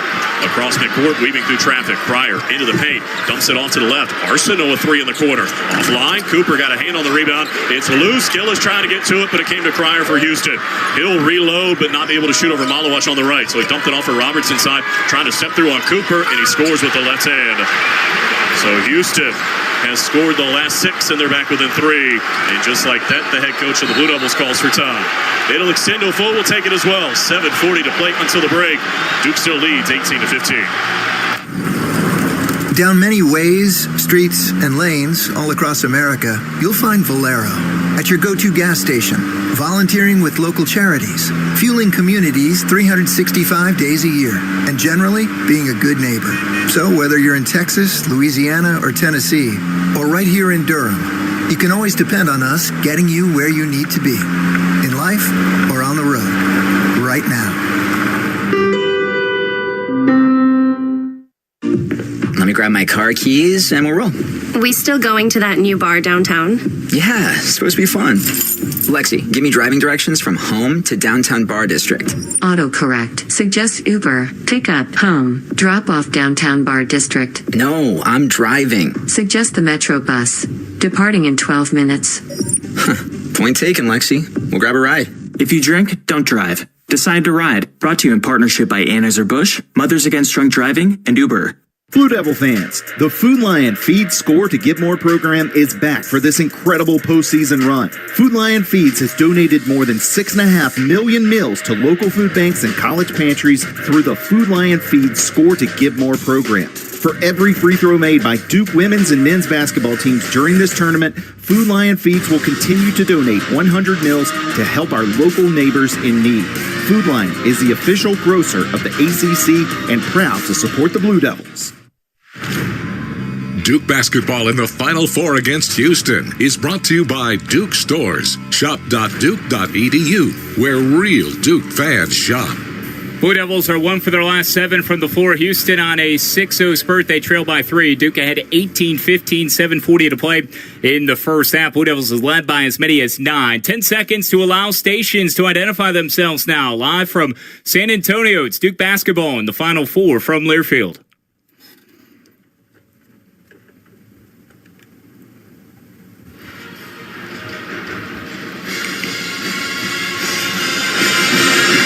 Duke leads by 3 under 8 to play in the opening half in this national semifinal contest. John Roth will give you more of a look at the stats thus far in the ballgame. I'd rather hear what Shire had to say about it, but that's That'd be okay. amazing. That'd be great. Well, here we go anyway with the mid-game stats presented by Steel. Trusted steel power in the palm of your hand. Visit your local Steel dealer or shop online at steelusa.com. Blue Devils shooting 37% so far, 7 out of 19. But Houston only 25%, 5 out of 20. Blue Devils and Cougars have each gone 2 for 7 from 3-point range. Rebounding so far, Houston on top, but just 16-13. The Blue Devils have done a nice job in the paint, scoring 10 points in the paint so far. Leading scorer for the Blue Devils is Knipple with the 9 points on 3 out of 5 shooting. He's also got 3 rebounds and an assist so far. Cooper Flagg with 5 points, a couple of field goals, and 2 rebounds. On the Houston side of things, 6 points for Cryer to lead the way, a 2 and a 3 and a free throw. And he's also got a few rebounds. They've got Roberts with 6 rebounds to lead the way overall. You mentioned a 9-point lead. That was just a couple of moments ago when it was 18-9. But Duke has missed its last 5 shots since then, as Houston has taken this 6-0 run to make it a 3-point game, David. And out of the timeout, the Blue Devils will be in possession. Cooper Flagg, Sion James, Con Knipple, Kamon Malawach, and Tyrese Proctor, the 5 on the floor for head coach Sean Shire. Working right to left as we see things across from the team benches here in San Antonio in the first half. Along the right sideline, Knipple has it now. Back up top for Sion James. Looking inside, it's not there. He'll try to drive. Cut off by Arsenault. Back pedal up top, 10 to shoot. Cooper has it now. Flagg waiting for a screen, gets it from James. Probing, back inside. James is wide open. Now here comes a double team. James put it up anyway, couldn't hit. Heavy contact, didn't get the whistle, and here comes Houston the other way. They've scored the last 6. Cryer at the top of the key. Comes off of the screen to the left. Cooper there defensively. We approach 7 minutes to play in the half. Duke still leading by 3. Arsenault now has it along the left sideline with Knipple there. Couple of jab steps, back up top, Cryer again. Waiting, crosses over, fed in the pocket for Roberts. And on Malawach, lefty scoop, no. Cooper had a hand on the rebound, but it volleyballed into the arms of Arsenault with a fresh 20. Into the paint, tough fadeaway over. Cooper got it blocked, and out of there with it is Flagg. In transition, waiting for help. Cooper spins at the top of the key. Over to the right at Sion James. 6:38 to play in the half. 18-15 our score, Duke by 3. Cooper looking for a screen, turns it down, spins on Cryer at the left elbow, backs him down further into the paint, fades away, and didn't get the roll. Knipple got a hand on the rebound, it's out of bounds. Last touch by the Blue Devils, and the drought continues, now closing in on 4 minutes. Just 1 for their last 9 from the floor. Cooper had a lot of moves there, just couldn't get that final fadeaway to drop. Across midcourt comes L.J. Cryer. Waiting, and handoff for Sharp. Over to the right it goes. Couldn't get it back to Cryer because Cooper was cutting in front. Sharp with 15 to shoot. Has Proctor on him now. Surveys the defense, sends it over to the left. Roberts holds it high on Malawach. Now further to the left it goes. Malawach crashes out at Sharp. Backpedals to midcourt. In a world of trouble, threw it away. James took it away, cutting in front. In transition, it's Proctor. Gonna wait for help and run some offense. Leading by 3 as we drift under 6 minutes to play in the half. James waits and shovels one off for Con Knipple. Knipple with Arsenault defending. To the right, there's Cooper again. Looking inside, not there. Now the big fellow's open. It's Malawach! Dunk that thing down! And he's fouled. And dunking it through traffic. 3-point play opportunity. That's how you end a 4-minute scoring drought. The foul will be on Sharp. That's his first. And the 5th on Houston. And now Kamon to the free throw line where he's 76.4% on the year.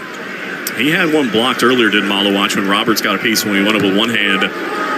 He learns quickly, John Roth, that time taking no chances. He just punched it.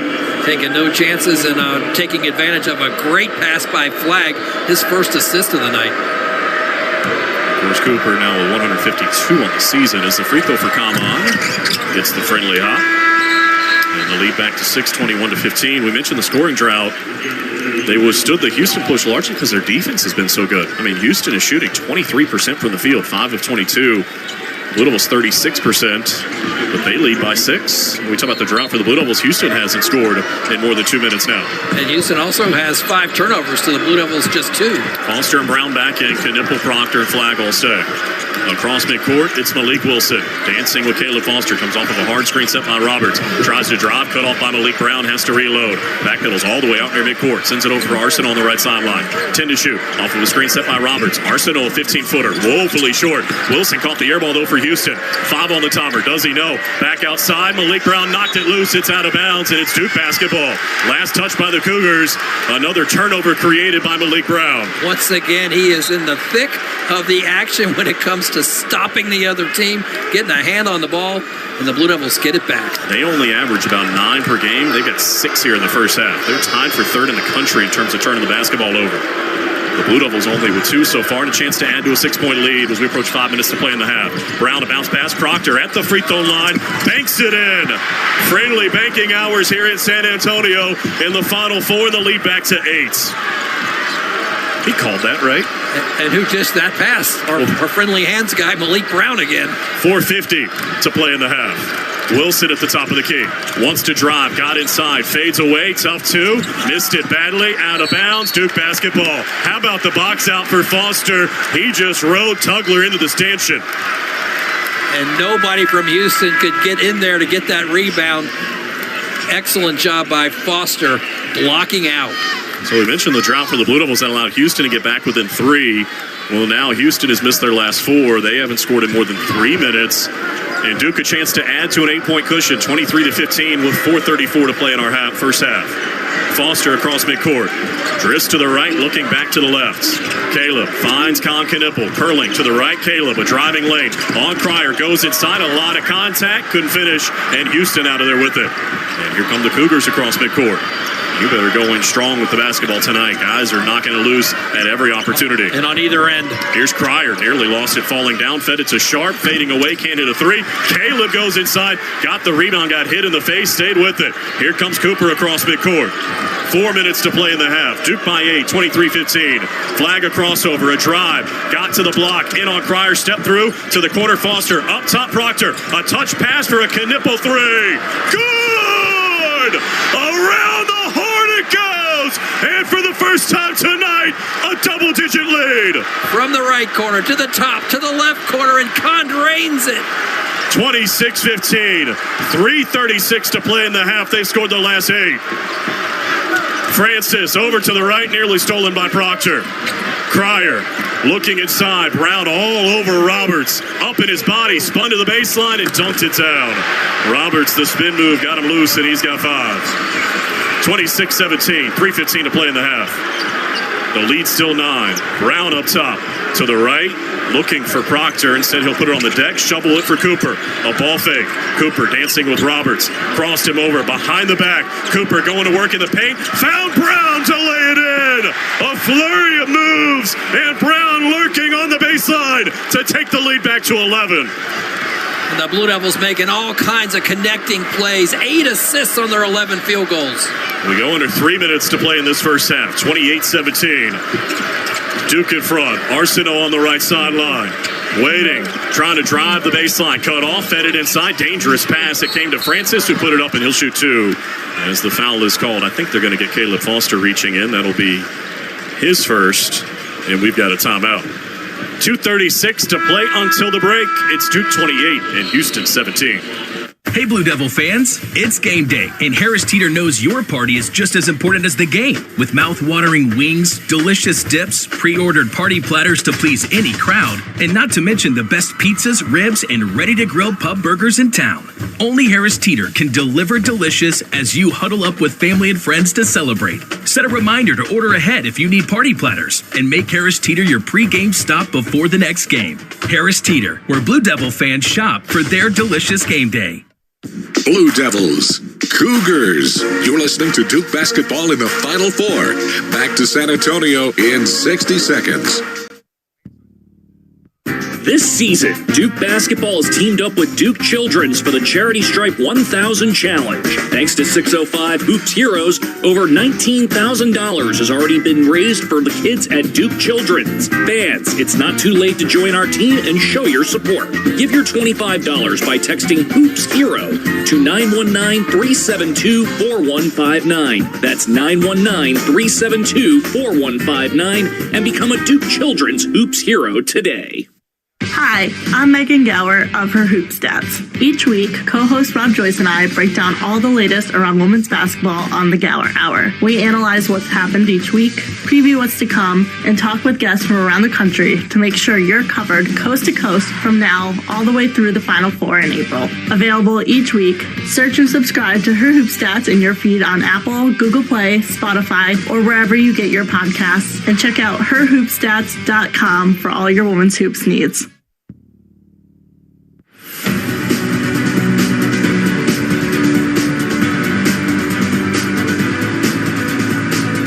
The Blue Devils have assisted 8 times and 11 made baskets. They lead by their largest margin. It's 11, 28-17. Cooper Flagg with the latest helper. The lead still 9. Brown up top to the right, looking for Proctor. Instead, he'll put it on the deck, shovel it for Cooper. A ball fake.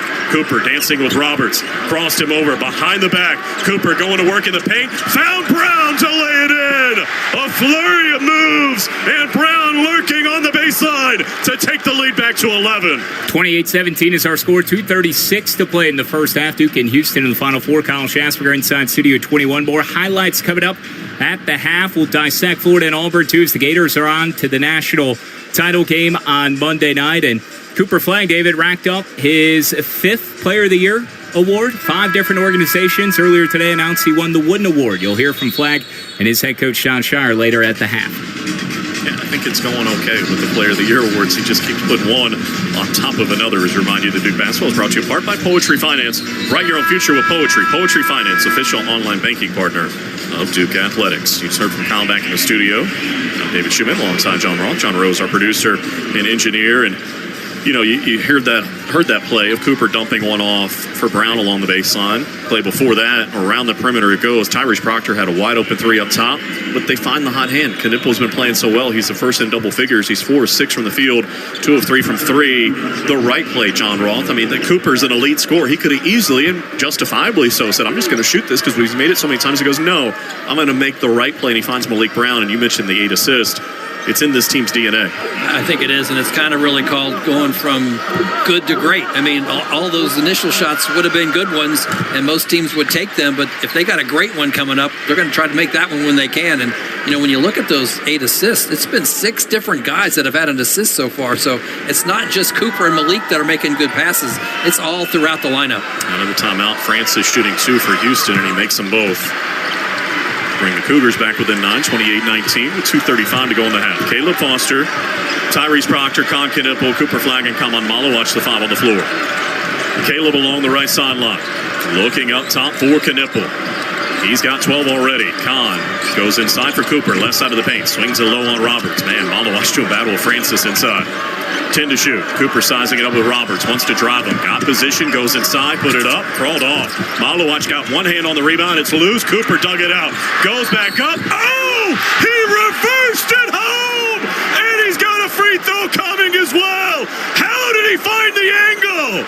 Oh, my goodness. And it almost came to him just by random luck. He was still down below, and the loose ball came in his direction. And he knew right what to do with it as soon as he touched it. The foul on Francis is his second. 2:07 to play in the half. And the Blue Devil lead back to 11, 30-19. How? Oh, my goodness. Come on now. He's underneath the basket. Oh. And he got hit. And now he's got a free throw coming at 83.4%. On the way. Good. He's got 8. He and Knippel have 20 of the 31. And the lead, biggest of the night at 12, 31-19 as we approach 2 minutes to play in the half. Cryer out near midcourt, looks over to the left and into the arms of Uzan. It goes back off the bench with those 2 fouls. Foster defending. Half the shot clock is gone. Calls for a screen from Roberts. Comes off of it, trying to drop Malowacz. Got inside, hesitates, can't shoot. Back to the left corner it goes for a 3. That is good out of the arms of L.J. Cryer. He's got 9, and Houston is back within 9. It's 31-22 as we approach 90 seconds to play in the half. Cooper Flagg finds Proctor at the free throw line. Here's a lob. Malowacz couldn't finish the dunk, but he'll shoot 2 as he was fouled by Tugler, and that'll be his second. Looked like he hit pretty hard, too, when he came down after the foul, but popping back up with the help of his teammates. Yeah, that's something the head coach talked about with us in the pregame show. He's been talking about it all week. Whether it be rebounding or scoring, you have to attack against this Houston team, and they're Malowacz attacking, and he'll be rewarded with free throws.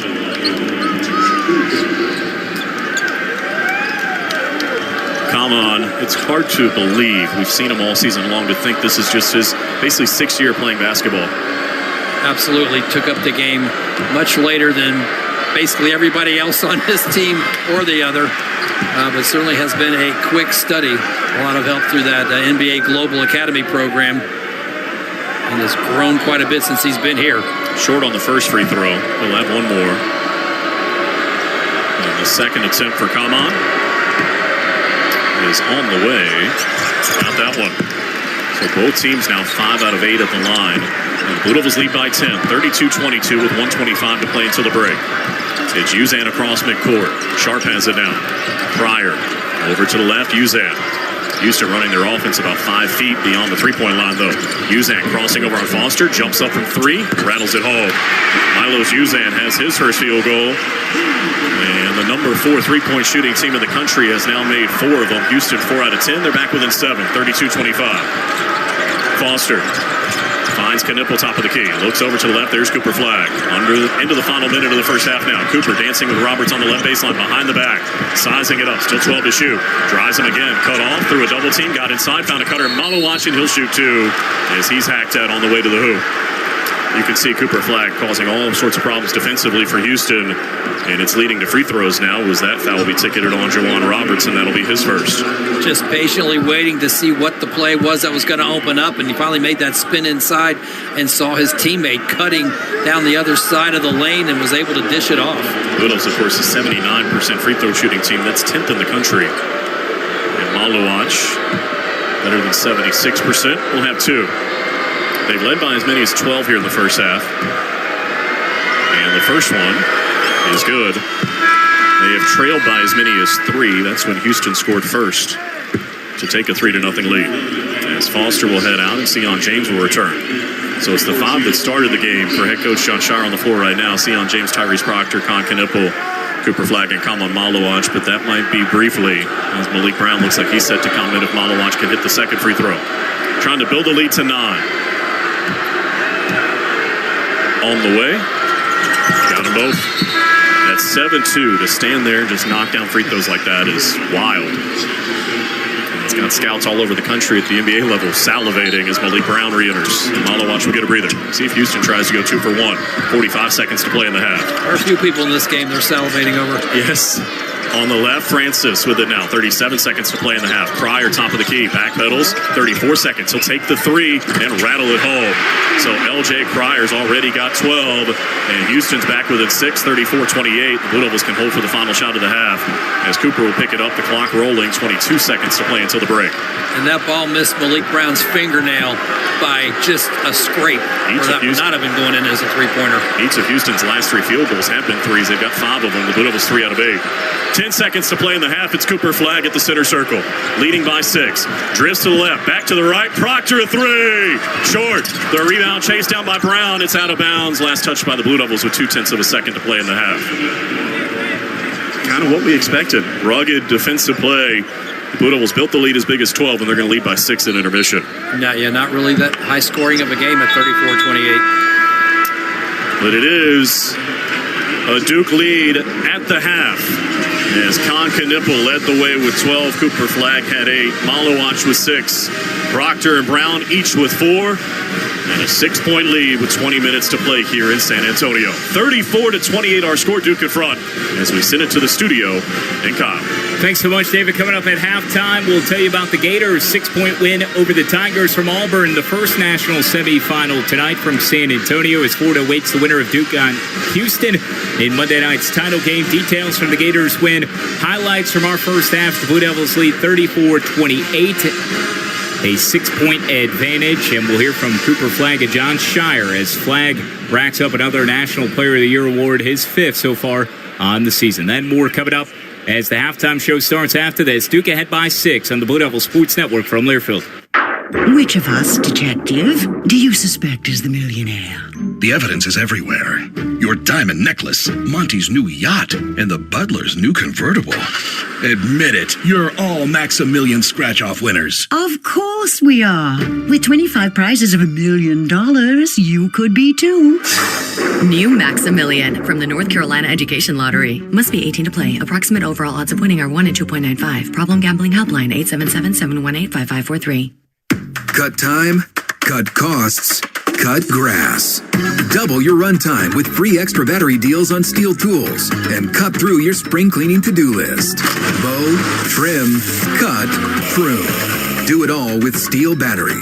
Find your deal at your local Steel dealer or shop online at steelusa.com. Get a free extra battery with select steel tool sets. Set includes battery and charger. Extra batteries up to $160 MSRP value. Offer valid for limited time only at participating dealers while supplies last. On to San Antonio! Duke. Houston. More from San Antonio after this local break. Down many ways, streets, and lanes all across America, you'll find Valero at your go-to gas station, volunteering with local charities, fueling communities 365 days a year, and generally being a good neighbor. So whether you're in Texas, Louisiana, or Tennessee, or right here in Durham, you can always depend on us getting you where you need to be, in life or on the road, right now. Which schools will take home the prestigious Learfield Directors Cup as the top college athletic programs for the 2024-25 college athletics season? You can follow the standings of your favorite team or alma mater at L Directors Cup on Twitter and online at thedirectorscup.com. Trophies will be awarded in June 2025 to the winning institutions in all college sports divisions. Learfield Directors Cup, the crowning achievement in college athletics.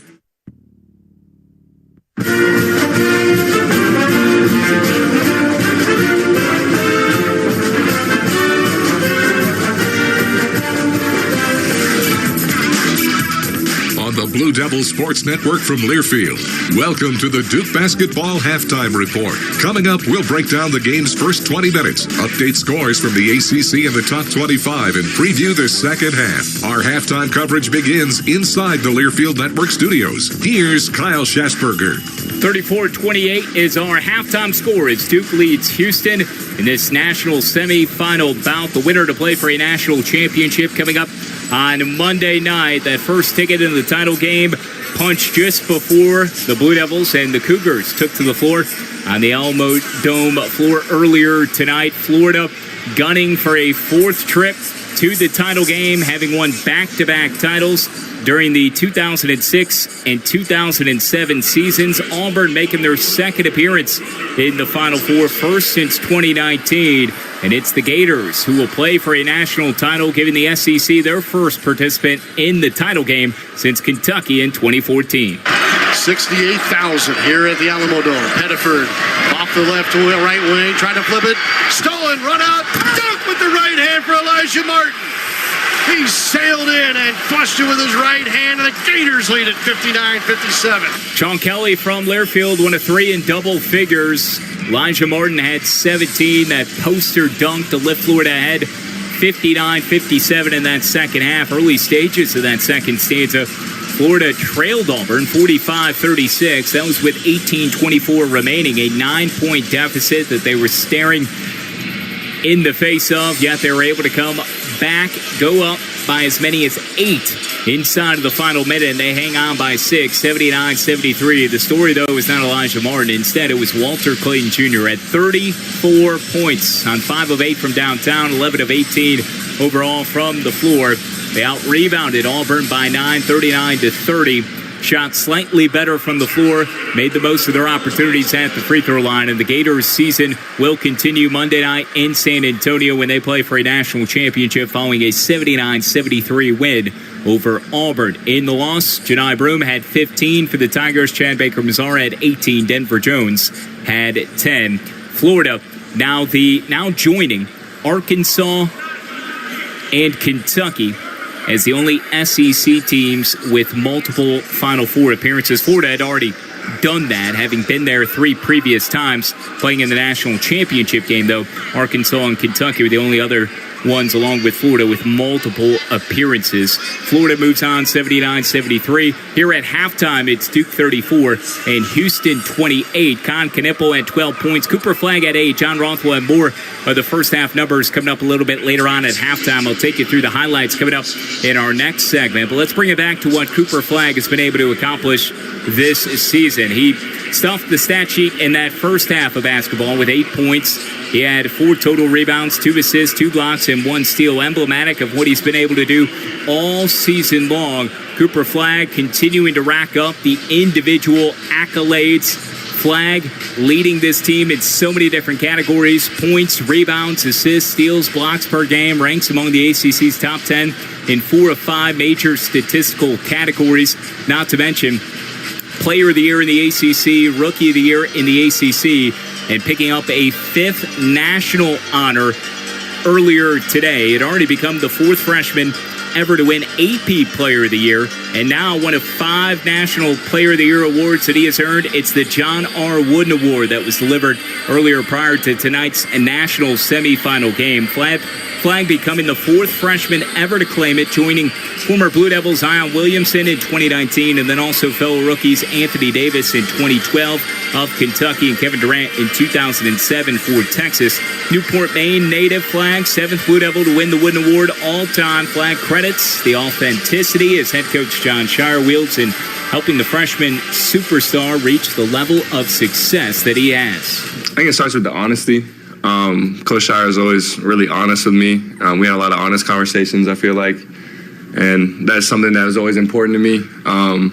My AU coaches, my parents were always brutally honest with me, and that's something that I was raised on. So just looking for something like that, and then knowing having a coach that was going to push me, be hard on me, not take it easy on me at all, and get the best out of me. So I think that's where that comes from. And then I can't speak for my parents. I feel like my mom was always more set on Duke, and my dad was kind of devil's advocate, but yeah.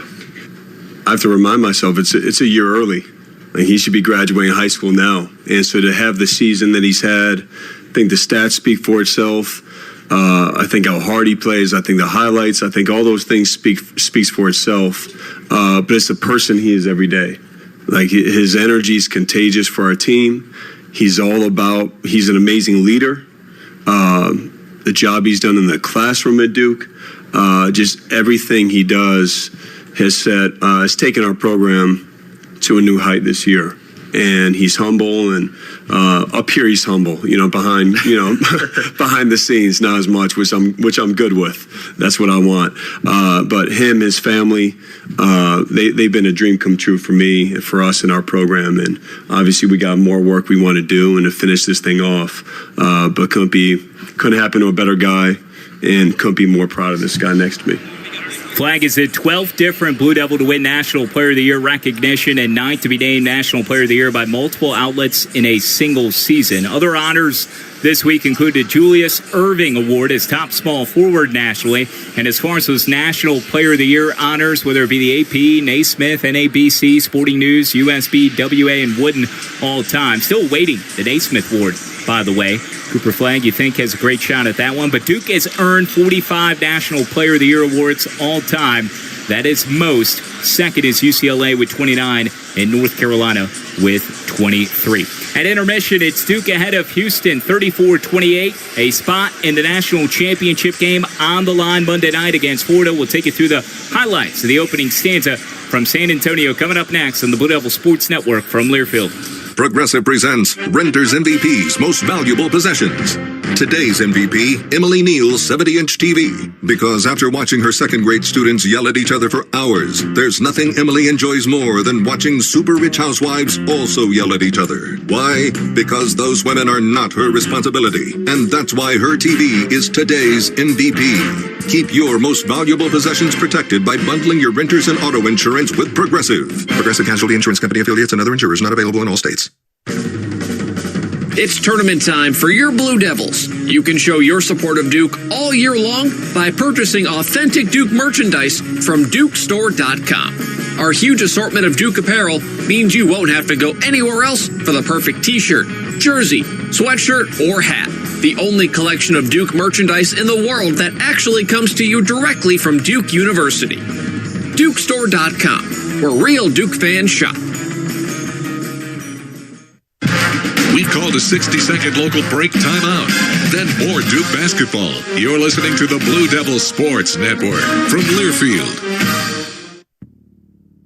Whether you're in the market for a new boat or just need service or accessories for an existing boat, turn to Overby Marine. Now with 2 locations in Kittrell and Lake Gaston, Overby Marine offers the highest quality of marine products and services, including the latest from Sea Ray, Centurion, Avalon, Bennington, as well as Cobalt boats. Overby Marine also offers the largest selection of parts in the region, along with full-service facilities at their 2 locations. Stop by or give them a call at 252-586-3593 or online at overbymarine.com. Overby Marine. Don't let adventure pass you by. It's bow time. Sometimes the craving for Bojangles Supremes is so strong you just gotta have them. Even when your gas tank is on empty and Bojangles is still 10 miles down the highway. Nothing beats the flavor of Bojangles juicy golden Supremes, especially when they're part of a perfect combo with 4 boldly seasoned chicken Supremes, a made-from-scratch biscuit, fixin', and some legendary iced tea. The only thing that can satisfy your hunger is that delicious southern flavor. So when the craving is supreme, put the pedal to the metal. It's bow time.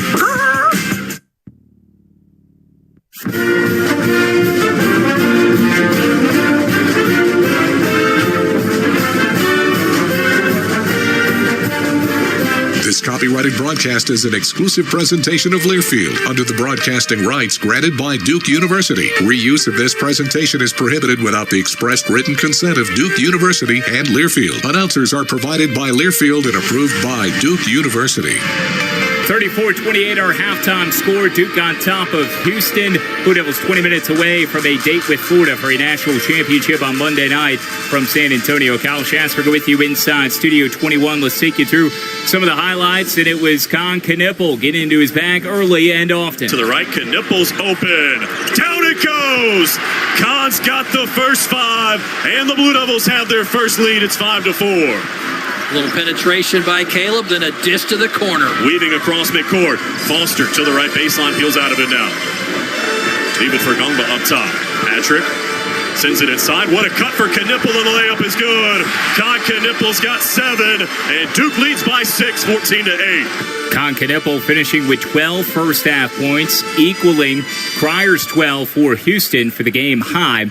Again, Knippel scoring early, providing some offense for a Duke team that needed it, as that Houston team was, as advertised, stifling defensively. The Blue Devils started 1 of 6 from the floor, but then they started to catch fire, and Duke matching the defensive intensity on the other end of the floor as Houston shot just 9 of 29 from the floor. 5 of 11 from downtown in that half. The three-point shot really keeping Houston in this as they trail by as many as 12. Kaman Maluach, though, with the Blue Devils ahead by 4, he was able to, with authority, increase the lead to 6. Knippel with Arsenault defending. To the right, there's Cooper again.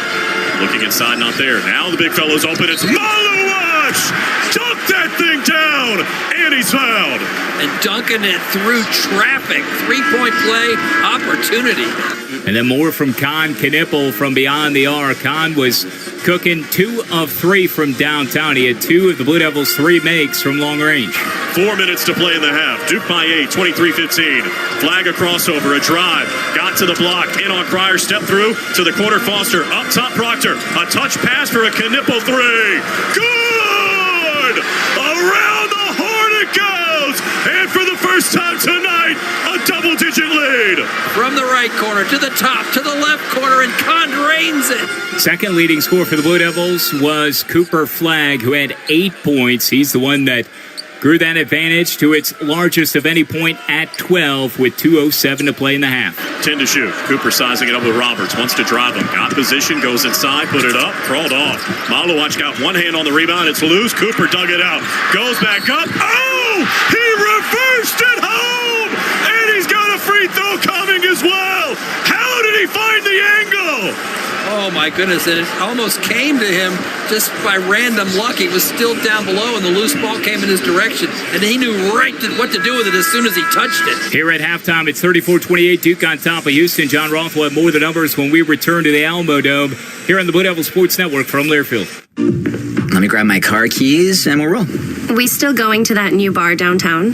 Yeah, it's supposed to be fun. Lexi, give me driving directions from home to downtown bar district. Autocorrect. Suggest Uber. Pick up. Home. Drop off downtown bar district. No, I'm driving. Suggest the Metro bus. Departing in 12 minutes. Point taken, Lexi. We'll grab a ride. If you drink, don't drive. Decide to ride. Brought to you in partnership by Anheuser-Busch, Mothers Against Drunk Driving, and Uber. Tyrese Proctor, an exclamation point. Blue Devils, Cougars. Back to San Antonio in 60 seconds. Think about the last time you moved. Remember how you said you'd never do it alone again?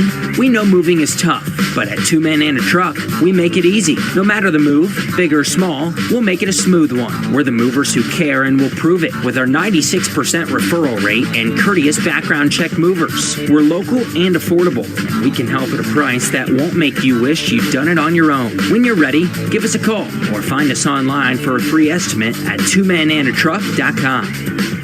Enjoying the game but not the drink being spilled down your back or the foam finger poking you in the face? Well, head to the concession stand, grab a Lindy's Italian Ice and take a 6-ounce vacation. A 6-ounce cup of lemon Italian Ice will make you feel like you're swaying in a hammock and the only thing in your face is a cool, salty breeze. That ought to have you refreshed. Now get your head back in the game and start belting out blue and white with the youthful exuberance of the freshman behind you. Yes, the same one that keeps spilling his drink down your back. Lindy's Italian Ice. Have an ice day.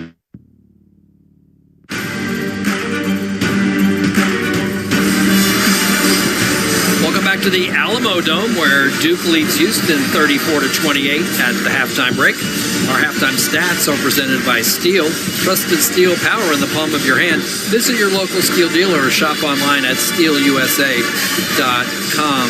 Leading scorers, Con Knippel with 12 and Cooper Flagg with 8 to top the Blue Devils, 6 for Malawach and 4 apiece for Proctor and Malik Brown. The total of 34 came on 41% shooting, 3 out of 9 from three-point range in there, and 7 out of 10 from the free throw line. On the Houston side, L.J. Cryer, also their leader with 12. And they got 5 from Juwan Roberts, their sixth-year player. Their 28 points came on 31% shooting, and they were 5 out of 11 from three-point range and 5 out of 8 from the free throw stripe. They out-rebounded Duke 22-17. They had 9 offensive rebounds in that total, but only turned those into 6 second-chance points. Duke had 5 offensive rebounds and turned theirs into 7 second-chance points. The other area where the Blue Devils have done a nice job is forcing 6 Houston turnovers and turning them into 7 points. And then on their side, taking care of the ball as well. They've only committed 2 turnovers thus far. Leading rebounder for Duke is Flagg and Foster with 4 apiece and 8 assists on the 12 field goals. So the Blue Devils up at the break, 34-28, 20 minutes to go to see who plays on a Monday night. And we'll have it for you when we continue in just a moment. You're listening to Duke Basketball from Learfield. This is Coke Zero Sugar. Could I be the best Coke ever? Try and taste with your ears. Hear those bubbles? Imagine them tingling on your tongue. Fizzy deliciousness. Listen to that cascading liquid. A mouth-watering waterfall. Irresistibly tasty. Zero sugar. Crisp, refreshing, and ice cold. Is Coke Zero Sugar the best Coke ever? Try and decide. Hey Duke fans, we want you to choose different and choose fun with Hi-Chew, the immensely fruity, intensely chewy candy that leaves your mouth watering with over 30 true-to-life flavors. Hi-Chew is available in sticks, peg bags, stand-up pouches, and unwrapped bites for when you're on the go. Head to your local grocery or convenience store to grab a bag, or search hichew.com to find Hi-Chew candy near you. That's hi-chew.com. You're listening to Duke Basketball in the Final Four. Back to San Antonio in 60 seconds. He'll fire, and it's good! This is Duke head men's basketball coach John Shire. When it comes to keeping our team healthy, we turn to the team at Duke Sports Medicine. We offer full-service sports medicine care at locations throughout the Triangle, where you can see the same experts used by Duke Athletics. Make an appointment or learn more at dukehealth.org/sportsmedicine. Go Duke. The crowd loves that. Which schools will take home the prestigious Learfield Directors Cup as the top college athletic programs for the 2024-25 college athletics season? You can follow the standings of your favorite team or alma mater at L Directors Cup on Twitter and online at thedirectorscup.com. Trophies will be awarded in June 2025 to the winning institutions in all college sports divisions. Learfield Directors Cup, the crowning achievement in college athletics.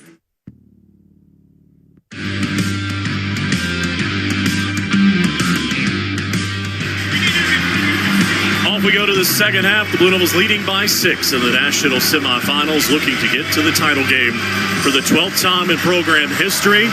34-28 is our scores. We welcome you back inside the Alamo Dome courtside here. David Shoemate alongside John Roth. John Rose, our producer and engineer. You just heard from Kyle Schasberger back inside our network studios. We are directly across from the Blue Devils bench, and we're going to get to watch John Shire's group go left to right as we see things here in the second half. The Blue Devils led by as many as 12 in the first half, trailed by as many as 3. That was early.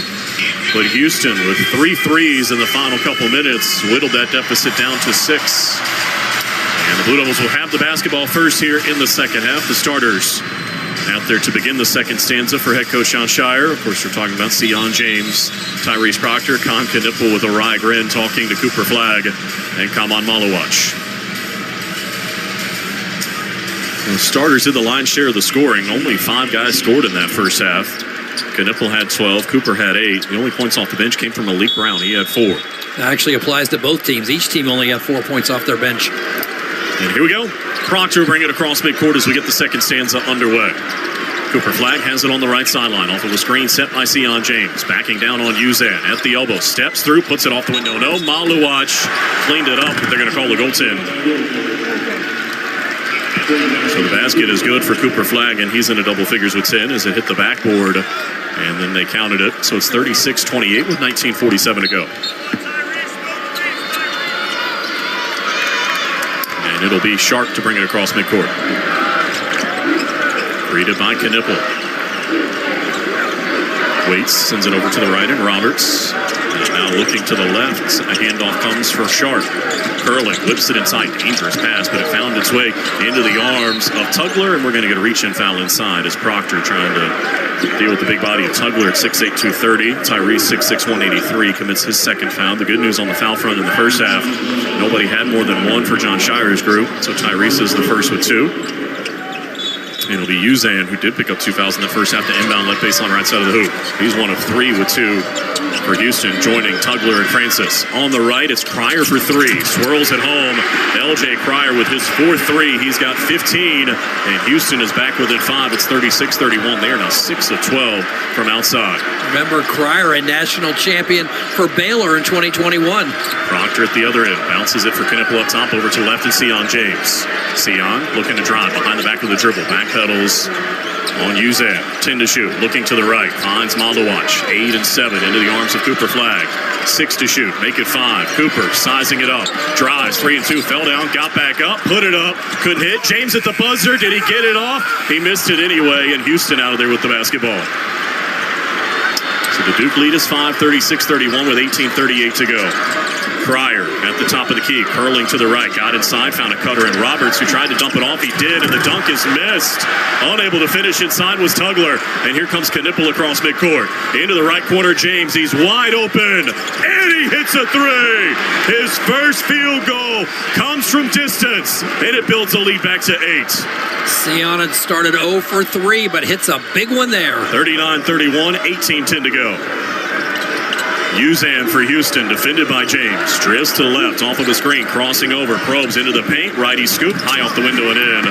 Milos Uzan now with 5. And it's 39-33, Duke by 6 again. 2 minutes into the second half. James across midcourt. Calling for a screen. Doesn't get it, instead feeds it to the right and Con Knipple. He'll get one from Malawach, fed it back to the big fella inside. Found a cutter at James, and he'll dunk it down. Beautiful basketball, and Sion's got 5. Nice drop off there by Malawach. Great passing of the ball, moving it around. Their 10th assist tonight. 41-33, 17:30 to go. Cryer works his way to left. Knipple has him on a switch. Off of the screen set by Tugler. Now Cooper has him. Working on him, fed it inside of Roberts, back out for Cryer for 3. Good again. LJ Cryer feeling it. He's got 18. His 5th 3-pointer brings the Houston Cougars back within 5. 41-36 with 17:10 to go. Just about all of them have come after the ball has gone inside or off of a rebound, and he's left alone on the arc. The average is about 3 per game. James backpedals on a double team. Fed Cooper up top. Looking to the right. Nothing there. Still looking that way. Proctor comes to set a screen. He turns it down. Cooper with 10 to shoot. Jumps up for from 15. Couldn't hit. Long rebound chased down by Knipple. Could he save it? He did to Cooper. To the left, Proctor. He's open. Can't hit a three. Malawach tapped the rebound, but Houston's got it with Roberts. 16:40 to go. Duke by 5, 41-36. It's Uzan across midcourt. Backpedals. Knipple defending. Crossing over. Drives left side of the paint. Can't shoot. Through the legs of Roberts and out of bounds. A turnover for Houston is their 7th. See if the Blue Devils can turn these into points. They outscored them 7-1 on turnover points in the first half. I mean, Houston's doing it almost exclusively from 3. They're 7 of 13 from 3, 54%. John Roth, they are 5 of 20 from 2. Blue Devil defense inside the three-point line has been excellent. Cooper along the right sideline. Off of the screen set by Sion James at the free throw line. Probing on Uzan. Steps through, hesitates, goes up. Counted in a foul. My goodness. The skill, the strength, and he's got a free throw coming as well. And all that with so many defenders just attacking him as he tries to get to the rim. Still able to finish. The foul on Tugler is his 3rd. And a chance to build the lead back to 8 with 16:13 to go as Francis will return and Tugler will leave. I mean, just a flurry of moves. Took the contact, able to finish. Flag and Knipple now each with a dozen. And player of the year many times over at the line trying to send home his 13th point. And he does. 44-36, 16-10 to go. Uzan crossing over on Sion James. Sends it over to the left for Cryer. He's been the hot hand for Houston. He's got half of their points, 18 of the 36. On the right, Emmanuel Sharp. Bounces one to the baseline. Facing up, it's Roberts. Trying to go to work on Malawach. Backs him down at the right block. Put it up. Missed it. Who's got the rebound? Cooper Flag. Knocked out of his hands, though. They came all the way out for Uzan and a fresh 20 for Houston. He lobs one to the baseline, and Roberts. James defending him now. 14 and 13 to shoot. Faces up. 12 and 11. Goes inside. Found a cutter, and Francis to dunk it down. Malawach came over to provide a little bit of help, and then Francis got the dunk. And it's 44-38 with 15 and a half minutes to go. Yeah, he was left wide open under the basket, and easy finish for him. Each team hitting shots here early in the second half. The lead's still 6, though, for the Blue Devils. James has it left side of the paint. Drives inside. Hesitates. Goes up. Didn't get it. Too strong. Got his own rebound, though. Looking inside. It's not there. Lobs it cross court for Proctor. He wants to drive. Goes inside. Bounces one for Cooper. On the right. He hits a 3. What do you want, Coach? He's got 16. Second 3 of the game for Cooper. That one puts the Blue Devils back up by 9. 47-38 as we go under 15 minutes to play. On the left, it's Uzan. Defended by Tyrese Proctor. Waiting. Takes the screen from Roberts. Proctor fights over the top of it. He does again. Uzan top of the key. 12 to shoot. Over to the left, Roberts. One-on-one with Malawach. Spins, goes up, and off the window and in. Jawan Roberts. He's got 7, and Houston's back within 7, 47-40, with 14 and a half minutes to go. Much like the first half, long stretch without a whistle. Cooper top of the key. To the right, Knipple's open. Good again! Con's got 15, and the lead back to 10. That looks like the first half as well. Con Knipple draining another 3. 50-40, 14-12 to go. The Blue Devil faithful starting to make some noise. Uzan looking, waiting, nobody home. Fed it to Francis, back to Uzan. 10 to shoot, can't shoot over Cooper. To the right, it's Cryer. Shot clock's down to 7. Uzan's got it again. Off of a screen to the left. 5 and 4. Malawach there, dancing to the baseline. 3 to shoot. A scoop is good. At the shot clock buzzer for Uzan, he's got 7. Able to use his quickness to get around Malawach, and a nice drive for him to the rim. 50-42. Offense here in the second half. 13:40 to go. Knipple curling into the paint. The lob to Malawach. Catches, kicks to the right. James, he'll launch. Too strong. The rebound fought for. James has it. Hit from behind. And that's going to chase us to a timeout as Cryer picks up his first. Ooh. 13:30 to go. Duke 50 and Houston 42. Every day in the U.S., more than 9 people are killed and 1,000 injured in crashes involving a distracted driver. You can't control other motorists, but you can control how you operate your vehicle. Avoid distractions while driving, like texting or checking social media. Brought to you by Trusted Choice Independent Insurance Agents of North Carolina. Learn more at trustedchoice.com/Go Duke. For more information, find your local independent insurance agent at insure-agent.com. Hey Duke fans, want to enhance your game day experience? Poetry Finance, official digital banking partner of Duke Athletics, is here to help. With Poetry, managing your finances is a breeze. Just download the Poetry app to discover how Poetry Finance can help you. Poetry Finance, write your own future. Start now. Financial tools for everyone. Let us help you get started at poetryfinance.com. That's poetryfinance.com. Cut time, cut costs, cut grass. Double your runtime with free extra battery deals on Steel tools and cut through your spring cleaning to-do list. Mow, trim, cut, prune. Do it all with Steel battery. Find your deal at your local Steel dealer or shop online at steelusa.com. Get a free extra battery with select Steel tool set. Set includes battery and charger. Extra batteries up to $160 MSRP value. Offer valid for limited time only at participating dealers while supplies last.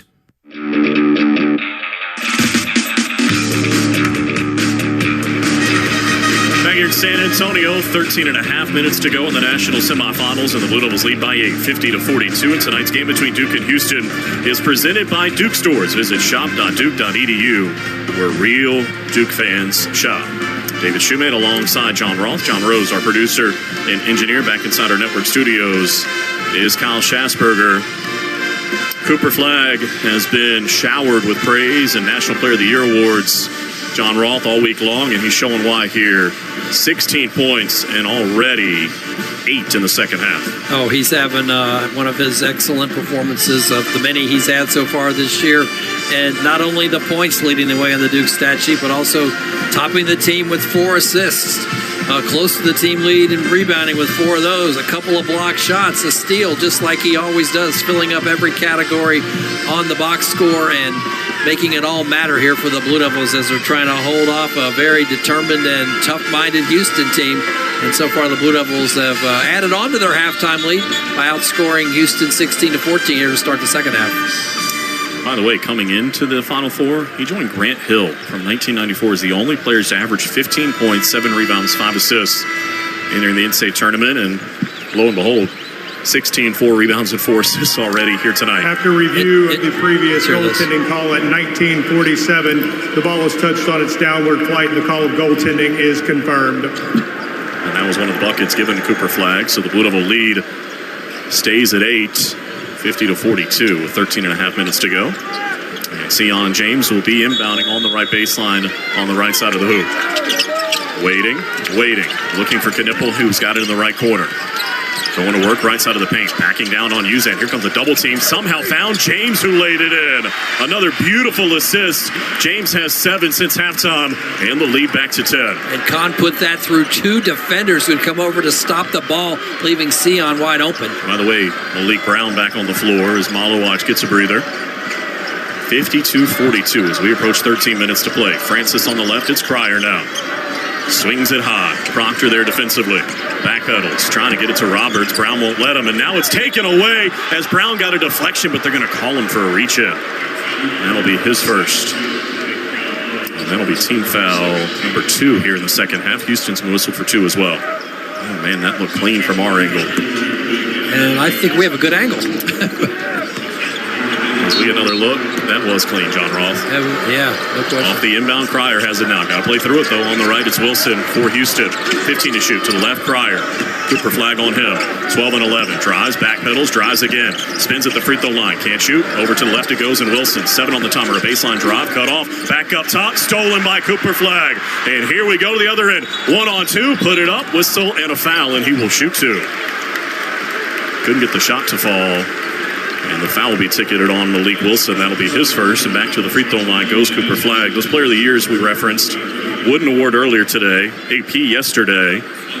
The U.S. Basketball Writers Association, the National Association of Basketball Coaches, and the collegeinsiders.com. Of course, a lot of these obviously came with the freshman or rookie of the year honors as well. Well, that AP award, that's been around. Some of those have been around a long time. The AP award has been around for decades, and he's just the fourth freshman to ever win it, and joining pretty good company with Zion Williamson, Kevin Durant, and Anthony Davis. As Cooper's first free throw is good. And the second is good. Yeah, that is pretty good company. That might be one of your bigger understatements. Yeah. They've tied their biggest lead of the night, 54-42, and the Duke faithful on their feet, 12.5 minutes to go. Uzan looking, sends it up top for Cryer. Proctor on him, their best perimeter defender, stalking the guy who's got 18 for the Cougars. Over to the right it goes, and Uzan now. Knipples on him. Wants to drive, cut off. 9 to shoot. Uzan backpedals, gets the screen from Roberts. Brown on him now, 4 to shoot. Uzan on Brown, drives, fades away, and can't hit. Missed it badly. The rebound ricocheted out for Tyrese Proctor. A chance to add to a 12-point lead. Up top, Cooper Flagg.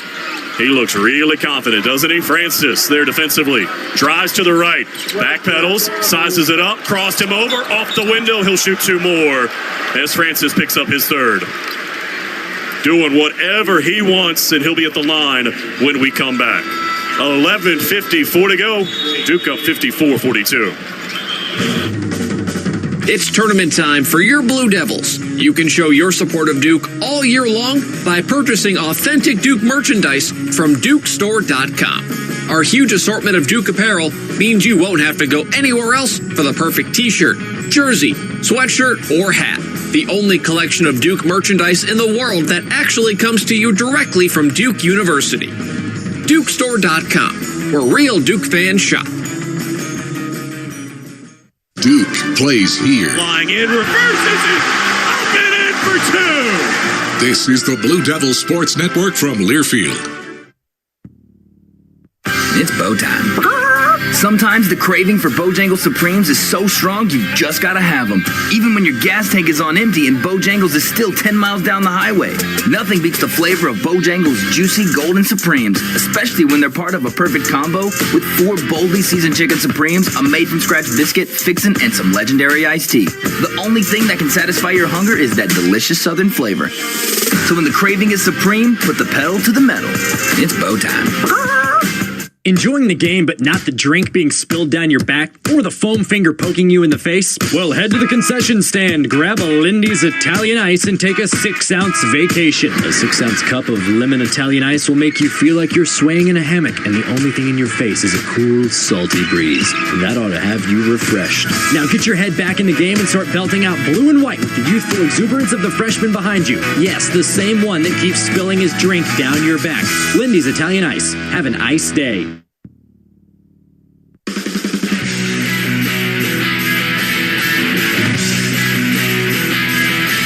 Duke has knocked down 3 of the 5 3-pointers that they've taken in the second half and maintain a double-digit advantage.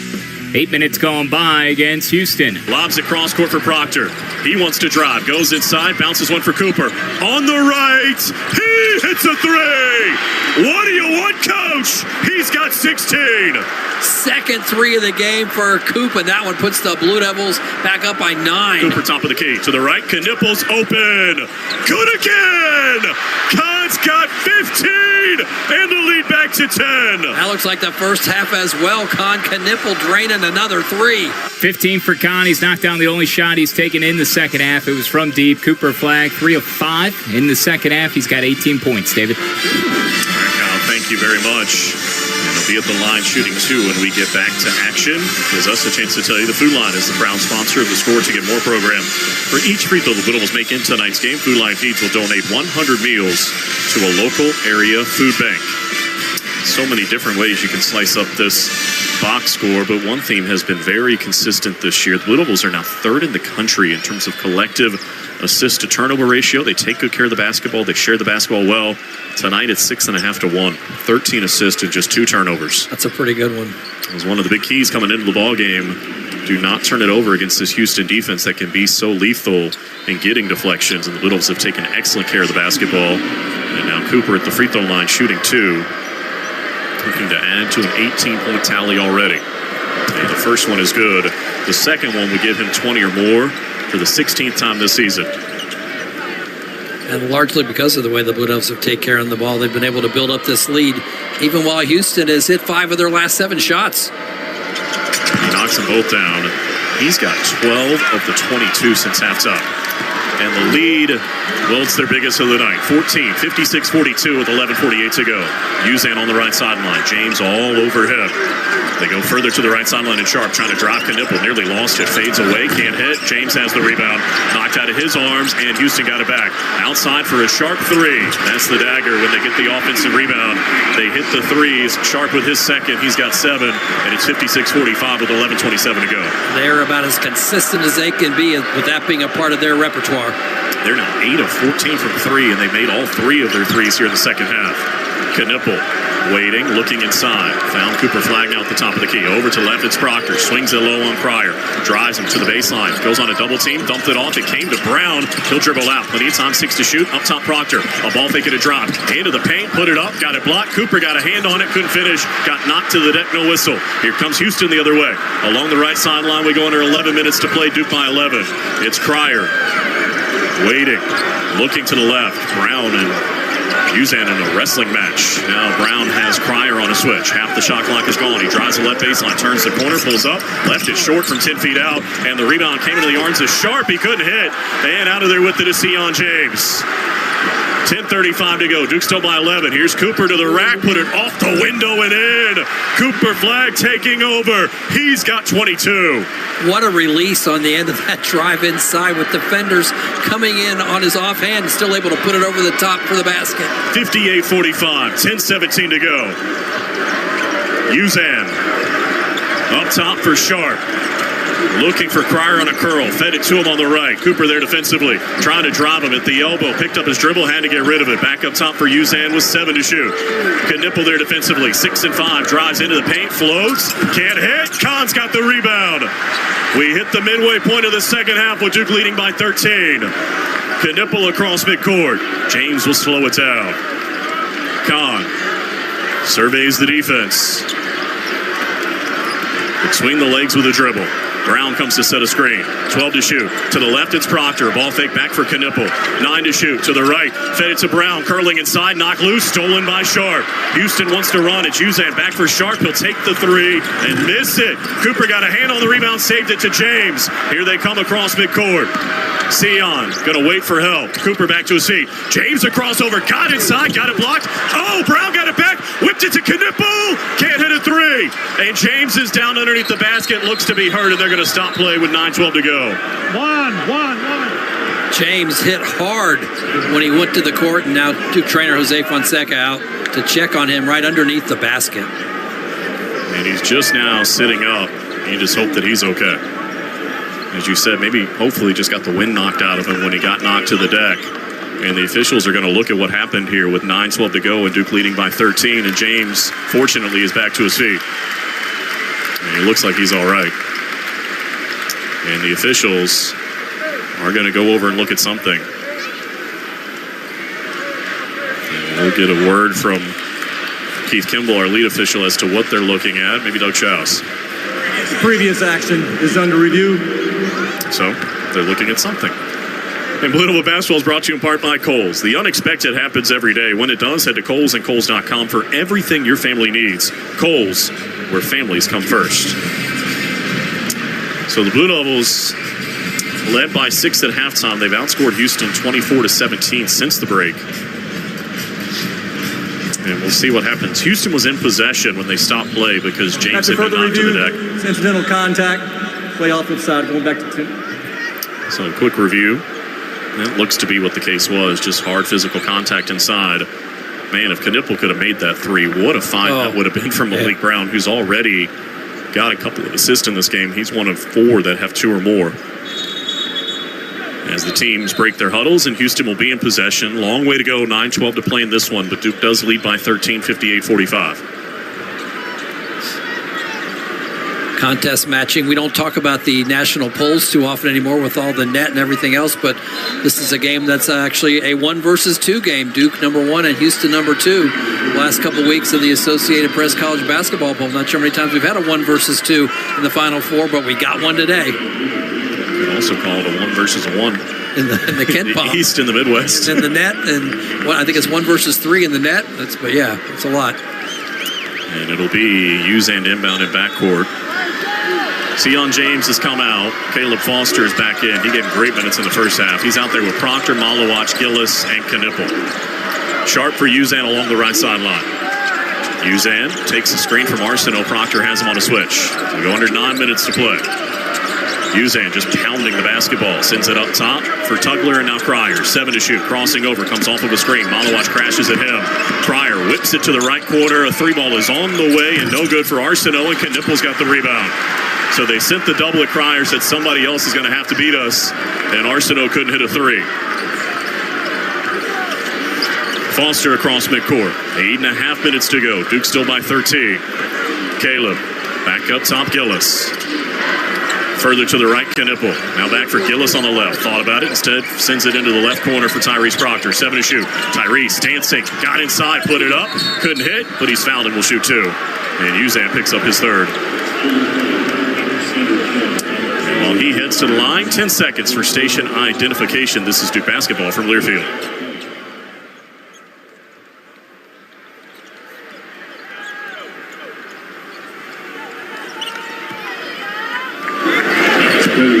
Don't forget that Sharp Business System sets the same standard of excellence in office equipment as the Blue Devils do in basketball. Count on Sharp for state-of-the-art office equipment. Sharp, changing the way companies do business. Proctor uncharacteristically missed the first free throw. He'll have one more. Tyrese has yet to score here in the second half. He had 4 in the first 20 minutes. Settles himself. And the right-handed free throw shooter able to hit the second. So the lead 14, this is the biggest advantage of the evening. 59-45 equals it with 8:17 to go. James back into the ball game. What a lift for John Shire's group. Great to see him back out there after he went down hard a moment ago. And he's out there with Caleb Foster, Con Knipple, Mason Gillis, and Kaman Malowacz. The head coach getting a breather, you think, for Cooper Flagg and Tyrese Proctor here before the stretch run. Up top, Cryer jumps up for 3, hits again. LJ Cryer unconscious. He's got 21, and now there's a Houston player down in the paint, and the officials want to take a look at this.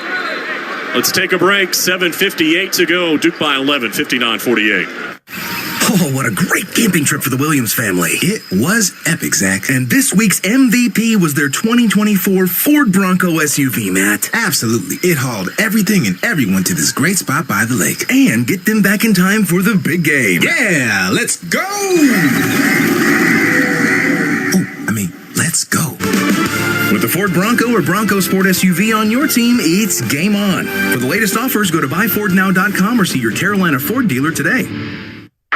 Which of us, detective, do you suspect is the millionaire? The evidence is everywhere.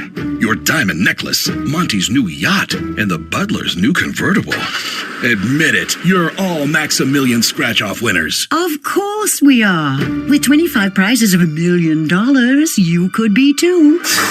New Maximilian from the North Carolina Education Lottery. Must be 18 to play. Approximate overall odds of winning are 1 in 2.95. Problem gambling helpline 877-718-5543.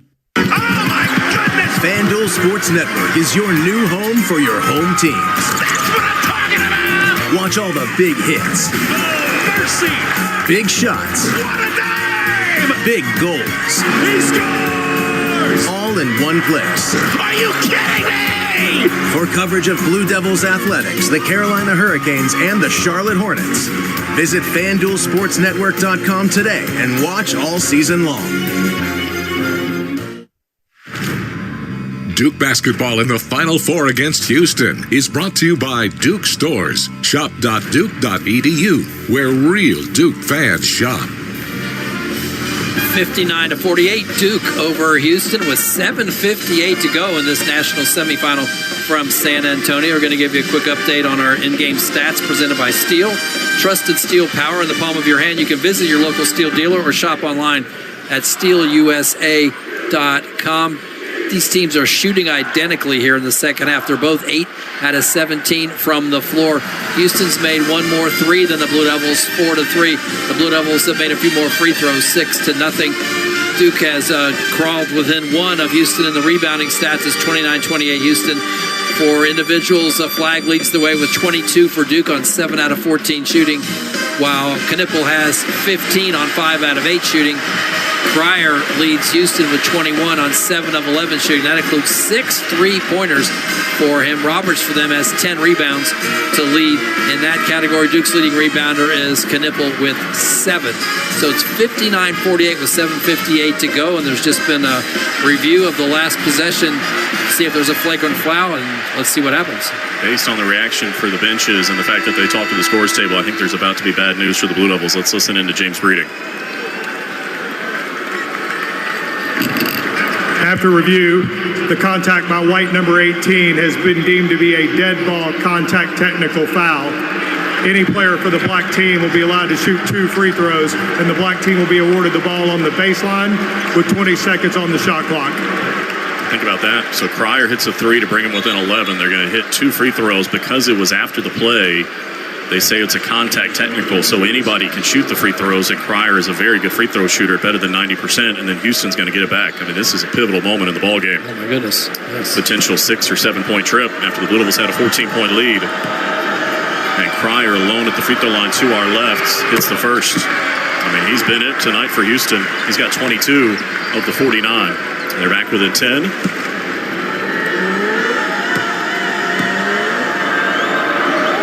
The second is short. So it's 59-49, but an imperative to do something defensively here for John Shire's group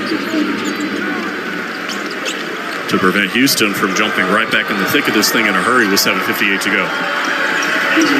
So right now, 3 plus a free throw, 4 points before Duke even gets the ball back. And perhaps more as they get it in for Sharp on the right. Knippel there defensively. He's out there with James, Cooper Flagg, Kamlan Malawach, and Mason Gillis. Cryer has it along the right sideline. Drifts to the top of the key now. Knippel has him on a switch. 9 and 8 on the timer. Dancing, crossing over into the paint, rises up, and hits the floater. So Cryer, a 6-point possession, and he's got Houston back within 8, 59-51. And he had all 6 of the points. 7:35 to go. You come down the floor leading by 14. You come back up the floor only up by 8. See what Cooper can do. On the drive on Roberts. Got inside. Off the window. No. It ricocheted out, and Roberts has the rebound. 7:20 to go. 59-51. Cryer at the top of the key. Drifts to the right. Trying to turn the corner. Off his foot. Out of bounds. Last touch by Houston. A turnover for the Cougars is their 9th.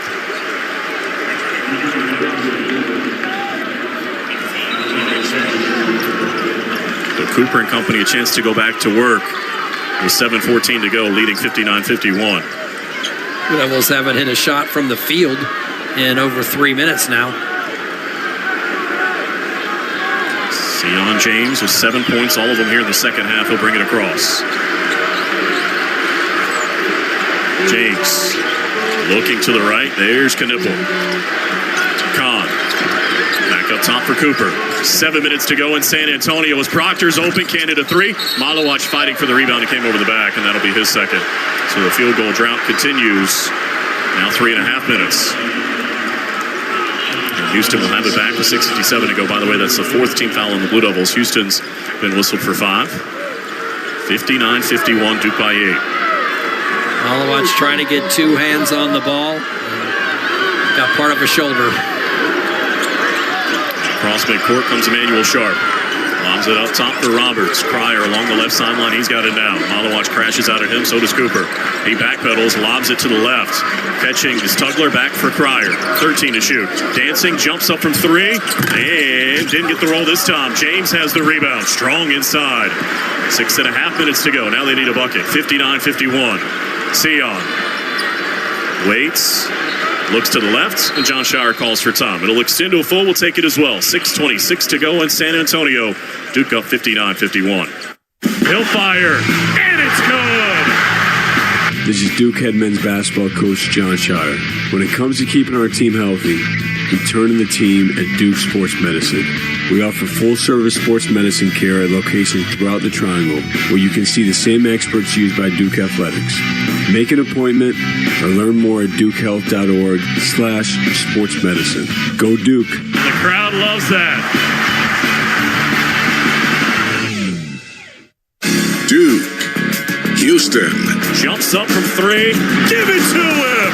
More from San Antonio after this local break. Whether you're in the market for a new boat or just need service or accessories for an existing boat, turn to Overbee Marine. Now with 2 locations in Kittrell and Lake Gaston, Overbee Marine offers the highest quality of marine products and services, including the latest from Sea Ray, Centurion, Avalon, Bennington, as well as Cobalt boats. Overbee Marine also offers the largest selection of parts in the region, along with full-service facilities at their 2 locations. Stop by or give them a call at 252-586-3593 or online at overbeemarine.com. Overbee Marine. Don't let adventure pass you by. This is Coke Zero Sugar. Could I be the best Coke ever? Try and taste with your ears. Hear those bubbles? Imagine them tingling on your tongue.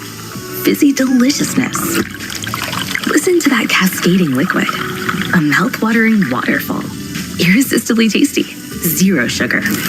Crisp, refreshing, and ice cold. Is Coke Zero Sugar the best Coke ever? Try and decide.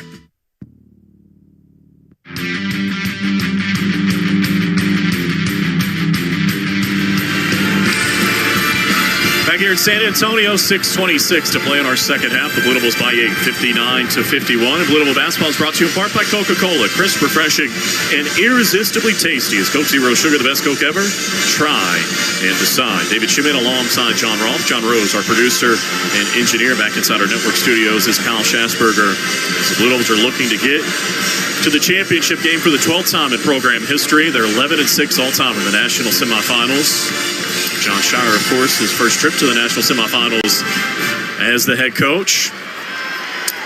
And I look across and think about a guy who made this trip 13 times, Mike Krzyzewski behind the bench. He and his wife, Mickey, he's so stoic when he watches games at Cameron Indoor Stadium. A little more emotion tonight, up cheering alongside the president of the University of Vincent Price as the tension builds here as we enter the waning moments of this one. And the Blue Devils will be in possession. Interesting timeout for head coach John Shire. Obviously, they're trying to get a bucket. They don't have a field goal more than 4 minutes, but also getting Cooper and company a little bit of a breather because you get the timeout, then you're going to get another one at the under 4.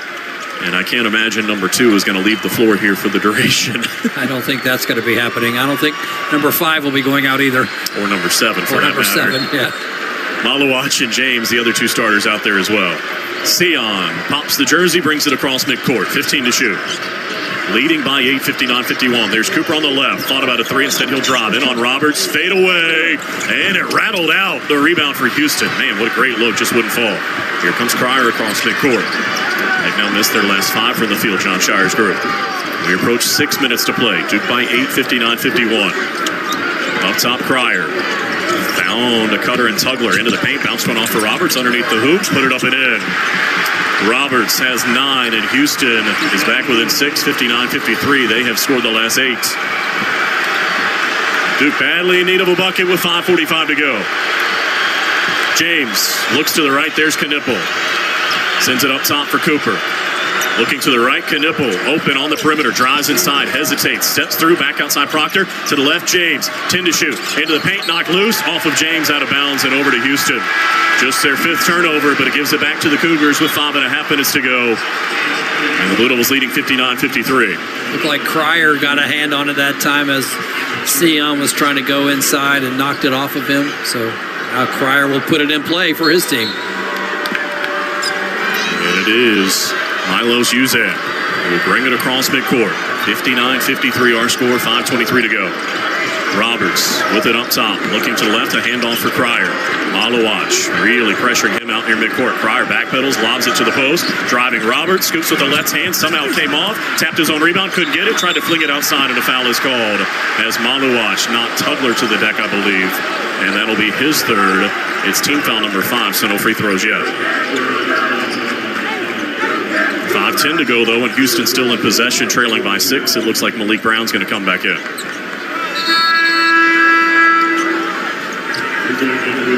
The feel of this whole thing really turned on that flagrant foul. After Cryer hit a 3 to cut it to 11. Hit one of the 2 free throws and then got another bucket to bring him back with an 8. 6-point possession has made a big difference for Houston. Uzan to inbound, nearly fell down, threw it back out near midcourt. It came to Sharp. He wants to drop Knipple into the paint, rises up, tough 2, no. Tap follow, yes.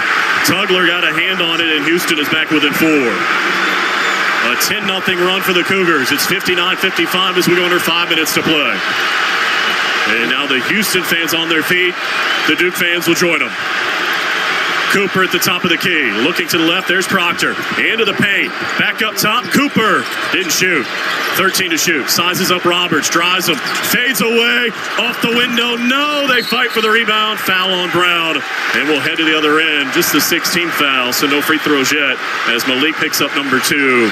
But Houston back in possession, and they have all the momentum with 4:37 to go, trailing by 4. And Cooper's had a couple of good looks the last couple of trips down. It just has not been able to get those couple of shots to drop. That one was looking like it was about to drop through the net and just pop back out. And scoring drought that unfortunately is closing in on 4 minutes.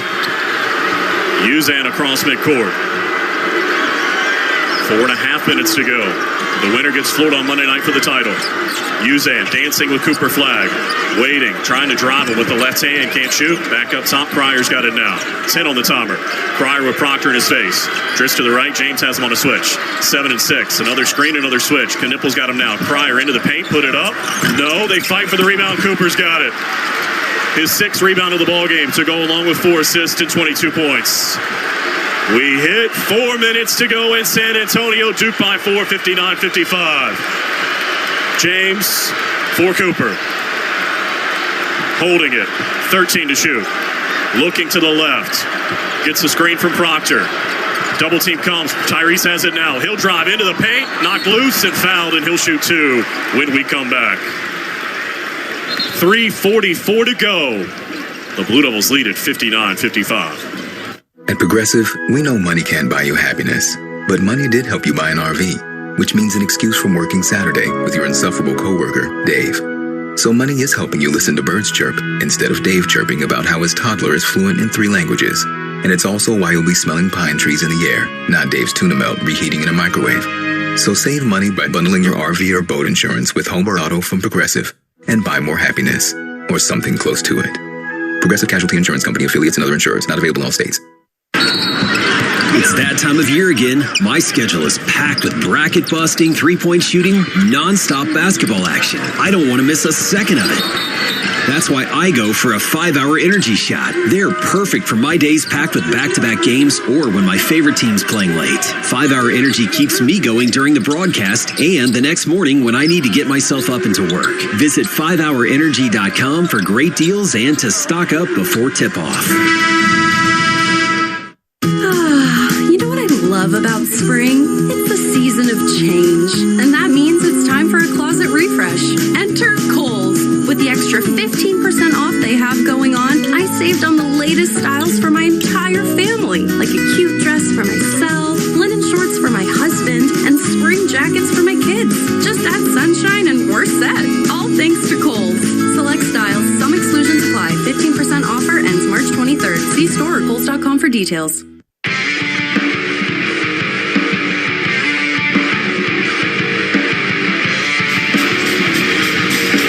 3:44 to go in this one. The winner gets Florida Monday night for the national title. Blue Devils lead by 4, 59-55. David Shumate alongside John Roth. John Rose, our producer, engineer. Kyle Schasberger back inside our network studios. It'll be Tyrese Proctor shooting 2 out of the timeout. The Blue Devils don't have a point in more than 4 minutes. 4 minutes and 33 seconds to be exact.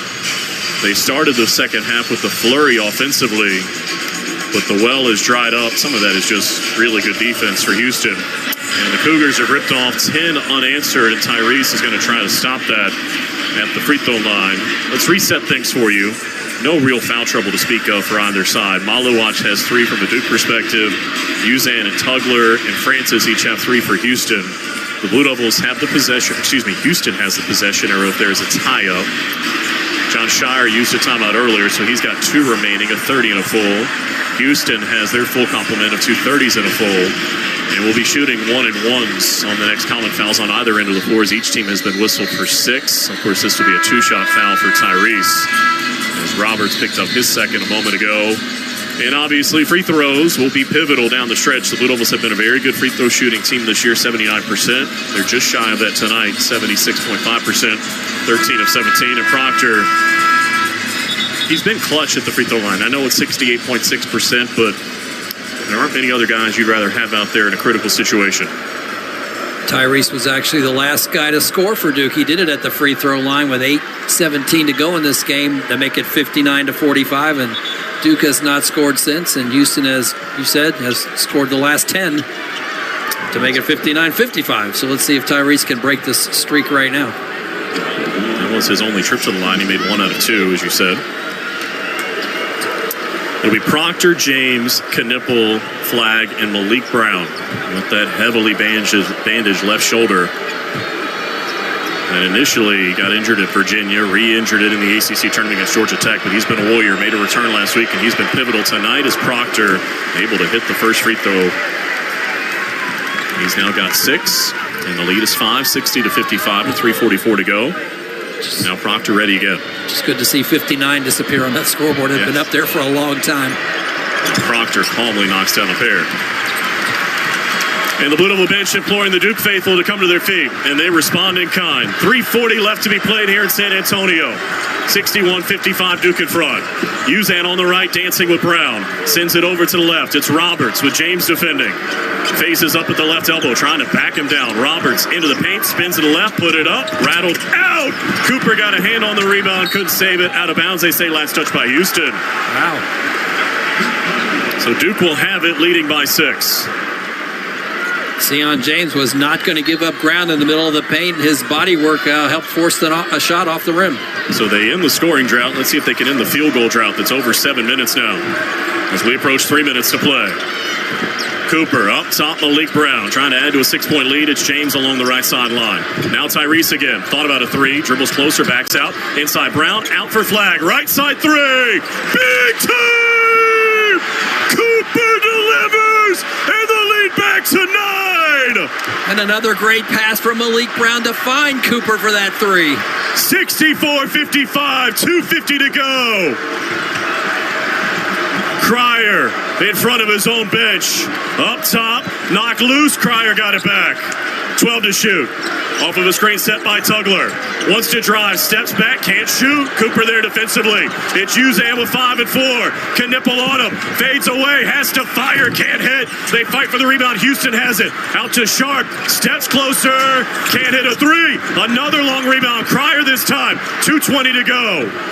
And it's Tugler in on Knipple. Spins, goes up. Got it blocked. Guess who? Cooper Flagg threw it out of bounds. 12 to shoot, 2:15 to go. The Blue Devils' 4th block of the day, and 3 of them by Cooper Flagg. The main event making his mark in the Final 4. Houston to inbound left baseline right side of the hoop. What elevation on that one. Oh, my goodness. The chant is broken out here at the Alamo Dome. Waiting, still waiting. Uzan having a hard time, throws it into backcourt for Sharp. He'll pick it up with 12 to shoot. Bring it across midcourt. We've got 2:10 to play in the national semifinals. Sharp with Cooper on him. Wants to drive, got a step, goes in on Brown, scoops it up and lays it in. The Blue Devils didn't want to give a 3-point play there. So the lead is 7, 64-57 with 2 minutes to go. It's a smart play by Brown and Cooper. Don't make a bad situation worse, right? Absolutely. Don't pick up the foul. Just let it go. Cooper has it now. Leading by 7, 1:49 to go. Shot clock's down to 15. Malik Brown with it. Looking to the right. James now. 12 to shoot. Finds Proctor. Curling. Right side of the paint. Goes inside. Knocked loose. Out of bounds. Last touch by Tyrese. Off his hip and over to Houston with 1:39 to go. Tyrese was trying to decide what to do with it once he got down to the low block. And as he looked up, it went off of his leg. 64-57 the Duke lead. Needing a stop with 90 seconds to go in San Antonio. Sharp off of a screen on the right. Ran into Brown and a foul is called. As they say, Malik bodied him. That's his 3rd, and it's 1-1 for Houston with 1:27 to go. That's what you do not want to do, is send a guy like Sharp to the line, who's north of 87% this year. Houston at the line tonight, 6 out of 10, and Sharp 1 for 2. I mean, the 2 main things they don't want to do right now is give up free throws and 3-pointers. So just contest everything and try to force them inside the 3-point arc. 1-1 for Emmanuel Sharp. And the right-handed free throw shooter got the first. He now joins Cryer as the 2 in double figures for Houston. The 2 in double figures for the Blue Devils, Flagg and Knipple, 25 and 15 respectively. They have 40 of the 64 as Brown will head out and Malawach will return. So the starting 5 on the floor. James, Proctor, Knipple, Flagg, and Malawach. Sharp with one more, trying to cut the deficit to 5. And the right-handed free throw shooter. Got it. And a timeout taken by Houston. We'll break for 30. Duke up 64-59 with 1:27 to go. Which of us, detective, do you suspect is the millionaire? The evidence is everywhere. Your diamond necklace, Monty's new yacht, and the butler's new convertible. Admit it, you're all Maximilian scratch-off winners. Of course we are. With 25 prizes of $1 million, you could be too. New Maximilian from the North Carolina Education Lottery. Must be 18 to play. Approximate overall odds of winning are 1 in 2.95. Problem gambling helpline 877-718-5543. Back here in San Antonio, 1:27 to go. Duke by 5, 64-59. Another reset for you. Both teams shooting 1-1 on common fouls. Duke has been whistled for 7, Houston for 6. The Cougars have the possession arrow. Blue Devils have the basketball, and most importantly, the 5-point lead. And Cooper Flagg, as he has all season long, he's been the story. 25 points, 7 rebounds, and 4 assists. He leads the team in each of those 3 categories. And the 3 blocks, one of which we just saw a moment ago. And Houston going to provide some full court pressure here. Sion James will inbound along the left baseline. He can run the baseline after Houston made those free throws. And here we go. Sion trying to get it in. Having a hard time. Has 2 timeouts if he needs it, and he'll use one here. So we'll break for 30 again with 87 seconds to go, and Duke's still leading by 5. It's tournament time for your Blue Devils. You can show your support of Duke all year long by purchasing authentic Duke merchandise from DukeStore.com. Our huge assortment of Duke apparel means you won't have to go anywhere else for the perfect t-shirt, jersey, sweatshirt, or hat. The only collection of Duke merchandise in the world that actually comes to you directly from Duke University. DukeStore.com, where real Duke fans shop. Still 1:27 to go in San Antonio. Duke still leading by 5, but now with 1 less timeout. Just a full remaining for head coach Sean Shire. Houston's got 2, a full and a 30. And the Blues have to inbound on that left baseline again. They can run the baseline. And James does have another timeout if he needs it, but Houston has been so good defensively over the course of the year. You knew it would be a challenge to get it in. See if Sion can do it this time. He's got it. Looking for the lob. That's not there. Knipple trying to shake free. That's not there. And then Cooper's tackled, and the foul is called at midcourt. And Cooper comes up holding his left knee and now his left ankle. And it looks like he's okay as he pops back to his feet and gingerly walks to the other end. The foul will be on Sharp, and that's his second. And Cooper rubbing his left calf as he crosses midcourt gingerly. He'll shoot a 1-and-1. And it looks to be all right as he huddles up with his teammates at the top of the key. Cooper tonight with 25.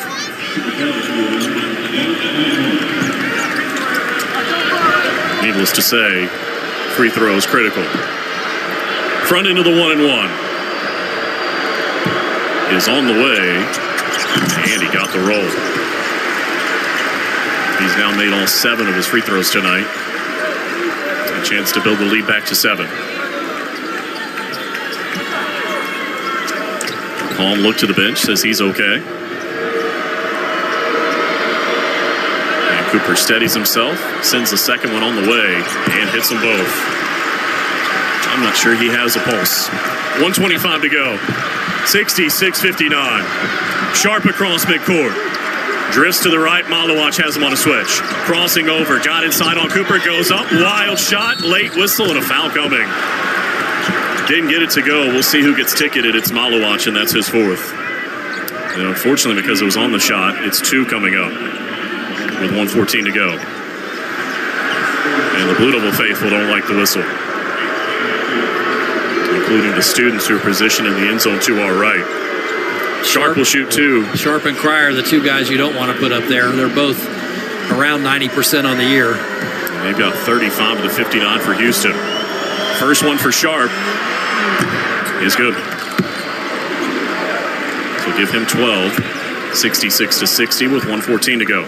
He's had a great finish to the year. He was the MVP of the Big 12 tournament and last weekend the MVP of the Midwest Regional. And the second attempt rattles home. He's got 13. 66-61. Duke by 5, 1:14 to go. The Littles trying to get it in. James had it knocked out of his hands while he was out of bounds. That's got to be a technical foul. It is, as Houston reached across the baseline to knock it out of his arms.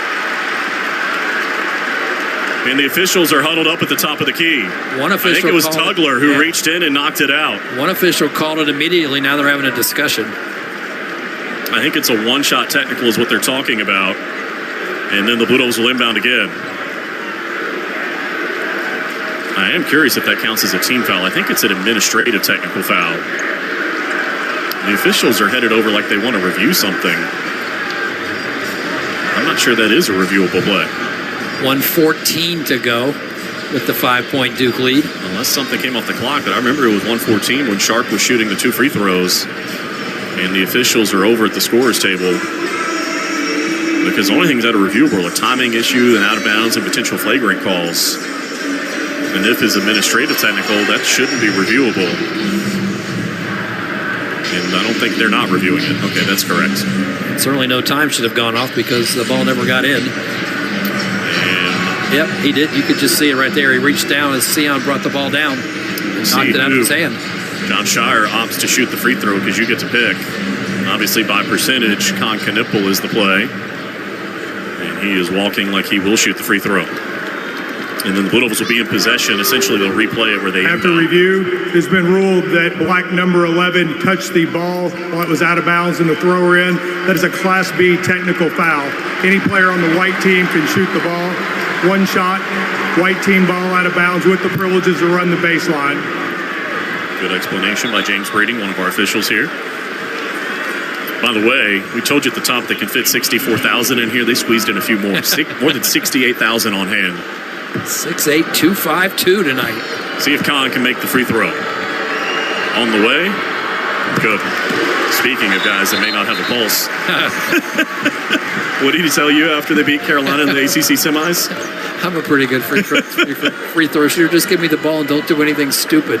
67-61. Duke by 6 now with 1:14 to go. We got a couple guys that ice water doesn't begin to describe what's in their veins. Still got to get it in bounds, though. James running the baseline. Knipple trying to get free. He does, and now he's got it. Here comes a trap in backcourt. He bounces it for James. And now they'll back out of it as Sion will bring it across midcourt. Houston not fouling, trailing by 6. Sion is holding out near midcourt. 1 minute to go in San Antonio. James being defended by Roberts. Now on a switch, Uzan has him.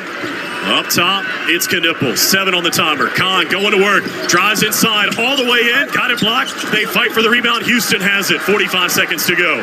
Duke by 6, 67-61. Sharp at the other end. Waiting. Backpedaling to the deck. Nearly lost it. Fed it to the right. And Uzan. 35 seconds to go. Back for Sharp on the right. Steps. Fires. Hits a 3. 32.4 to go. Emmanuel Sharp hits the 3. He's got 16. And Houston's back within 3. 67-64. And as Houston calls for time, we break for 30. The Blue Devils up by 3. He'll fire, and it's good! This is Duke head men's basketball coach John Shire. When it comes to keeping our team healthy, we turn to the team at Duke Sports Medicine.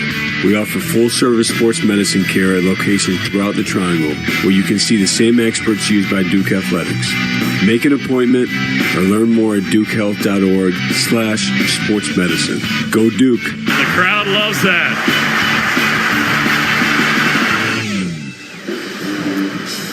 .4 seconds to play in the national semifinals. The winner gets Florida Monday night for the title. Duke by 3, 67-64. They're in possession. They now have 1 timeout remaining. It's a full. Kelvin Sampson just used his full timeout. So he's got a 30 remaining. Both teams are in the single bonus. So if Houston opts to foul, which you'd think they would, with only a 2.4 second differential shot clock to game clock, it would be a 1-and-1 opportunity. The question is, well, first you got to get it in, but then how long does Houston try to go for a steal before they give that foul, John Roth? Yeah, absolutely. Certainly Duke's top priority, getting it in bounds and then getting it over midcourt within 10 seconds. And then taking care of the ball. Houston's going to force the issue here. At some point, they're going to foul. So the two teams break their huddles. Nervous energy doesn't begin to describe the feel in the building right now. Right. You're absolutely right. Everybody on their feet. And it'll be Sion James, Con Knipple, Tyrese Proctor, Cooper Flagg, and Kaman Malawach that come out onto the floor. Again, they have a timeout if they need it, if they have trouble getting it in, and they can run the baseline after the made three for Houston, their 10th of the ball game. And James asking for the photographers to back up a little bit to give him space so he can run that left baseline. He's got it now, trying to shake free. James waiting, having a hard time, going to have to use the timeout. They get it in, knocked out of bounds by Houston. And the Blue Devils will get a chance to do it again, but this time they can't run the baseline with 31.4 to go. Houston getting a hand in there, doing a good job to stop James.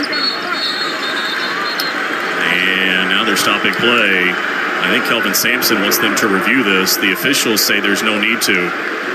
As they're talking about it, Keith Kimball and James Breeding. And now they are going to go look at it with 31.4 to go. Well, there was 32.4 when he hit the shot. So do we say that that brief inbound pass that got knocked back out took a second? And the officials are huddled at midcourt. And now they'll walk over to the monitor and take a look at something. Kelvin Sampson's going crazy wanting them to go to the monitor after that was deflected out of bounds. We have yet to see a replay. It certainly looked like Houston knocked it out live. The previous play is under review for out of bounds and timing. So they're checking out of bounds and the clock. Right now it's at 31.4, as you said. A second came off on that interaction. And a second came off the shot clock as well. So we wait to see a replay here. And Diaz, the head coach of the football program, as nervous as anybody watching on. As the officials are over at the monitor, getting a look at everything here.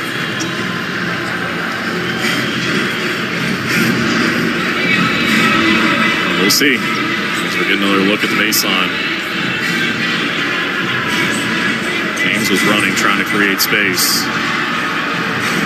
And it looked like it was knocked out of bounds by Sharp. We're getting more looks at replays here. Cooper's hand was nearby, but to me, there's no question that went off of Sharp. What do you think, John Ross? yeah, I think Sharp's hand was in front of Cooper's hand. I think Cooper's hand might have touched it as well, but right there, you could see Sharp was in front of Cooper's hand. Almost looked like it went off the side of his After arm. review, the call on the floor of white basketball stands. The clock will be adjusted at 31.8 seconds, the time in which the ball hit out of bounds. By the way, they had a timer on the television broadcast. It took 4.6 seconds for Sion to get that ball in bounds. So not quite 5.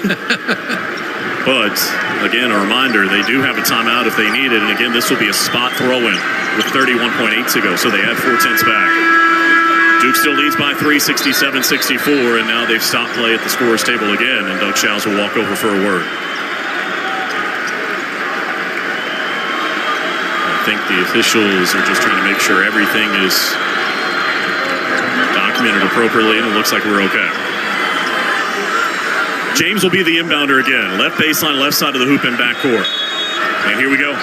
Sion trying to get it in. Waiting, still waiting. Lobs it. Deflected once, twice. Houston took it away. And it's Wilson on the right for 3. No.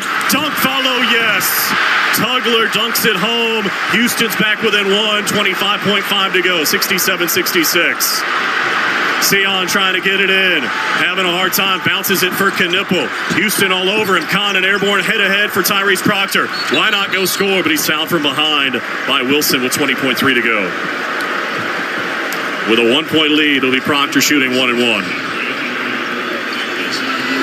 As the Blue Devils turned it over on the inbound. And now Proctor, on the 8th team foul for the Cougars, will shoot 1-1. As big of free throws as he has faced in his career. We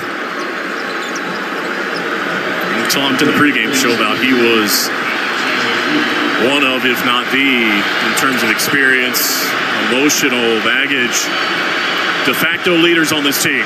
And here he is, biggest moment of the season. Front end of the 1-1 is on the way Too strong. Cooper got a hand on the rebound. They're going to say he came over the back. It'll be Roberts to shoot 1 and 1 at the other end. As the Blue Devils have seen their lead that once was 6 be in grave jeopardy here in the final minute. Roberts is not a good free throw shooter, 62.5%. And tonight, he's 1 out of 2.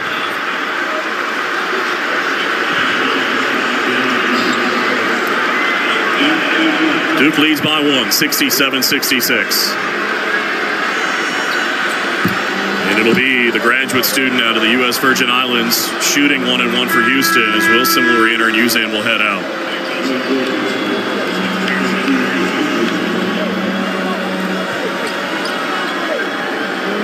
The officials trying to get everybody organized along the free throw line. And now Roberts is ready for the 1 and 1. You've got to be ready to pull a rebound.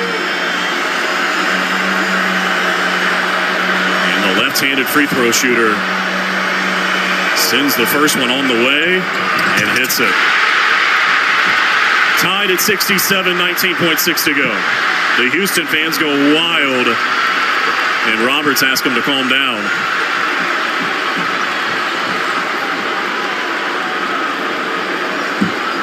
And now this one would give Houston their first lead of the second half. It is on the way and good. 68-67, 19.6 to go. No pressure for Houston this time. The Blue Devils have a timeout if they want it, and they will use it as they'll stop it with 17.5 to go. We'll break for 30. Duke trailing by 1, 68-67. At Reed's Jewelers, we know that the rules of engagement were made to be broken. So don't settle for the first ring you see in the case. When you put a ring on it, make the moment your own with something that's just as unique as your love. Whether you're going big, keeping it subtle, or finding a happy medium, we're here to help you say I do with a one-of-a-kind design. Because doing things your way is what makes them mean everything. Reed's Jewelers, an official partner of Blue Devil Sports. Visit your local Reed's Jewelers in-store or online at reeds.com to chat with an expert. Back here in San Antonio, 17.2 to go. The Blue Devils now trail at 68-67. As Houston has scored 7 unanswered in the past 16 seconds. A 3, a turnover that led to a dunk, and the missed front end of a 1 and 1, and then a foul on the rebounding action that sent Houston to the line, and they made both of theirs on a 1 and 1 opportunity. And that's how Houston has taken the lead away. We'll see what the head coach of the Blue Devils, John Shire, draws up here. With the Blue Devils trailing by 1, 68-67. Everybody on their feet, needless to say, here at the Alamo Dome. The season coming down to 17.2 seconds. It'll be Cooper Flagg, Con Knippel, Kaman Malawach, Tyrese Proctor, and Sion James, the 5 starters that break the huddle. And James will inbound at the end of his bench along the left sideline.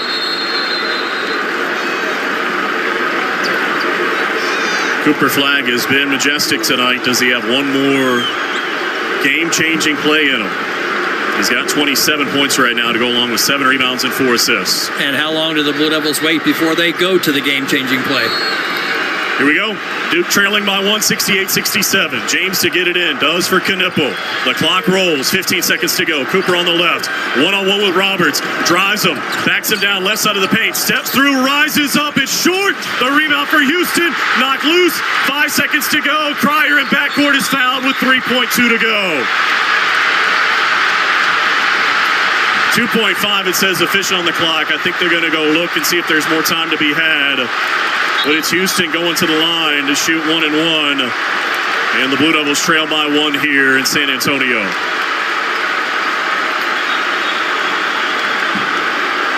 It's the guy you want to take in the shot. Cooper Flagg one-on-one with Roberts. Got into the paint and just a little bit short. At the front of the rim, and Houston able to the previous grab play the is under carom. review for a timing error. As they're going to look at the clock. Obviously, the Houston fans in a celebratory mood right now. I thought it was north of 3 seconds when the foul was committed. Obviously, that is crucial given the circumstance here. A desperate set of circumstances for the Blue Devils all of a sudden here in San Antonio. As Cooper got a good look, just a little bit short on the jumper from about 8 feet out. And that happened with about 8 seconds on the clock. And then it was James who knocked it out of the arms of Wilson, and the Blue Devils just couldn't get close enough to get the foul as Sharp was running along the baseline.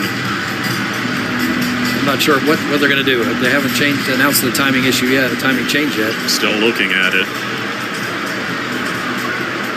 I think it'll be north of 3 as the officials are still waiting to make the announcement. And again, remember,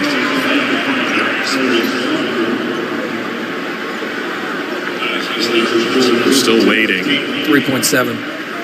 They added. After review, the game clock will be set to 3.7 seconds, time at which the foul was recognized. There you go. And Cryer shooting 2 now as Houston's in the double bonus. Leading by 1. And the right-handed free throw shooter hits the first. He's got 25 tonight.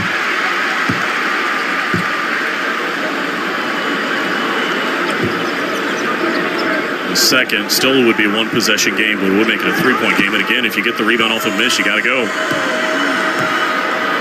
The second for Cryer is good. So down by 3, 3.7 to go. James will be the inbounder. Runs the baseline.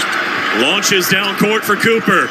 And it's deflected. It came to Knipple. Out to Proctor. Deflected. Puts it up at the buzzer. It's no good. And it's Houston that is on to the national title game. Heartbreak for the Blue Devils here in San Antonio as the season comes to an end, as they fall 70-67.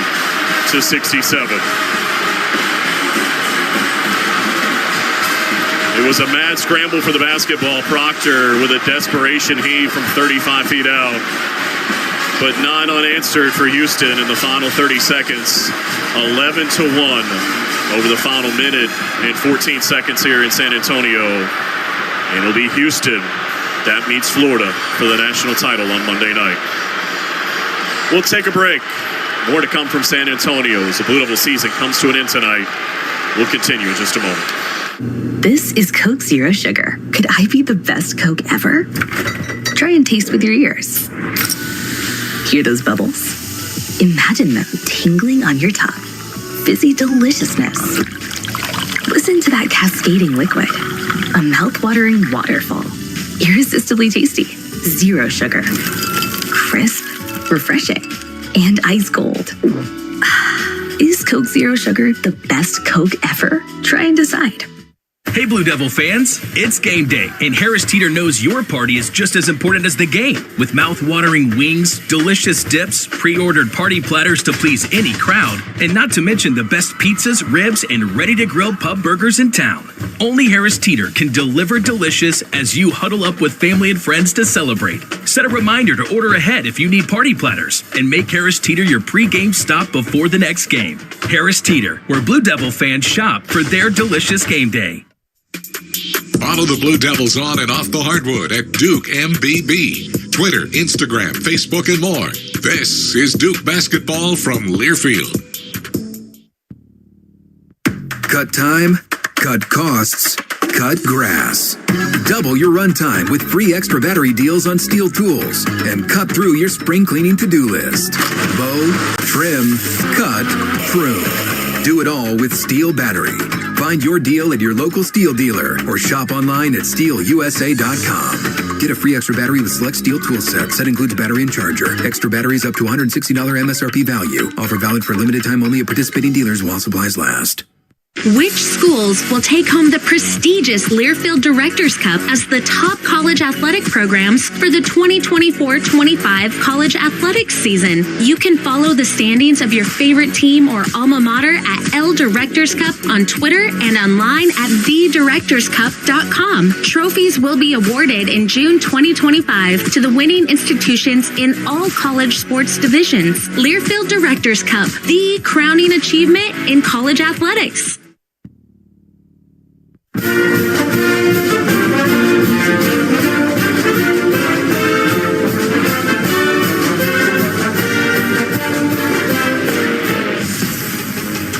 on the Blue Devils Sports Network from Learfield. Welcome to the Duke Locker Room Report. Our exclusive coverage of today's game has been brought to you by Coca-Cola. Crisp, refreshing, and irresistibly tasty. Is Coke Zero Sugar the best Coke ever? Try and decide. Reed's Jewelers, your home for fine Swiss timepieces, beautiful diamonds, and the world's most luxurious jewelry brands. Reed's Jewelers, trusted with life's moments. By the Hilton Garden Inn, your home base near Duke University. By Duke Health, be a game changer. The Duke team is pioneering the future of healthcare for communities in the Triangle and beyond. Discover what's possible at careers.dukehealth.org. And by the Washington Duke Inn, honoring tradition over trend for over 30 years. Now, inside the Learfield Network studios, here's Kyle Schasberger.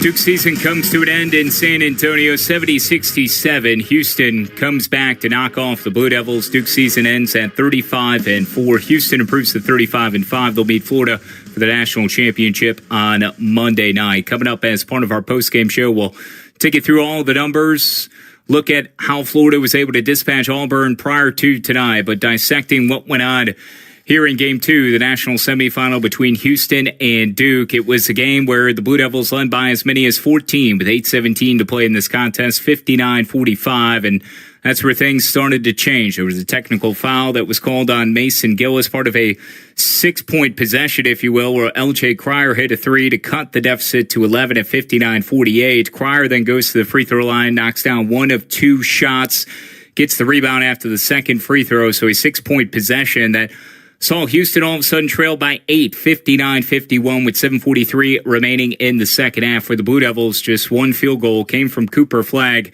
a three-pointer from Cooper that made it a 64-55 ball game with 3:03 to play, ended a 7-minute and 28-second drought. He had last hit Duke's prior field goal with 10:31 remaining, but that's just one field goal over the last 10-plus minutes, and Houston ends on an 11-1 run, 9 straight points over the final 33 seconds, and they knock off Duke 70-67 in San Antonio. We'll go back inside the Alamo Dome now. A lot to unpack here as we put an end on Duke's season here. A sour taste, certainly a bitter finish, one that's hard to stomach, that will take a long time for us, for the Blue Devil team to get over, and certainly one that maybe John Shire won't ever get over. 70-67 the final score, and David Shoemate rejoins me now back from the Alamo Dome.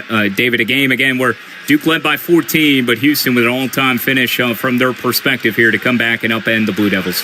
Yeah, no question. You tip your cap to the Houston Cougars and Kelvin Sampson as they'll face the Florida Gators on Monday night for the national championship. And John Roth has kind of pieced this together courtside as the Blue Devils fall by 3, 70-67.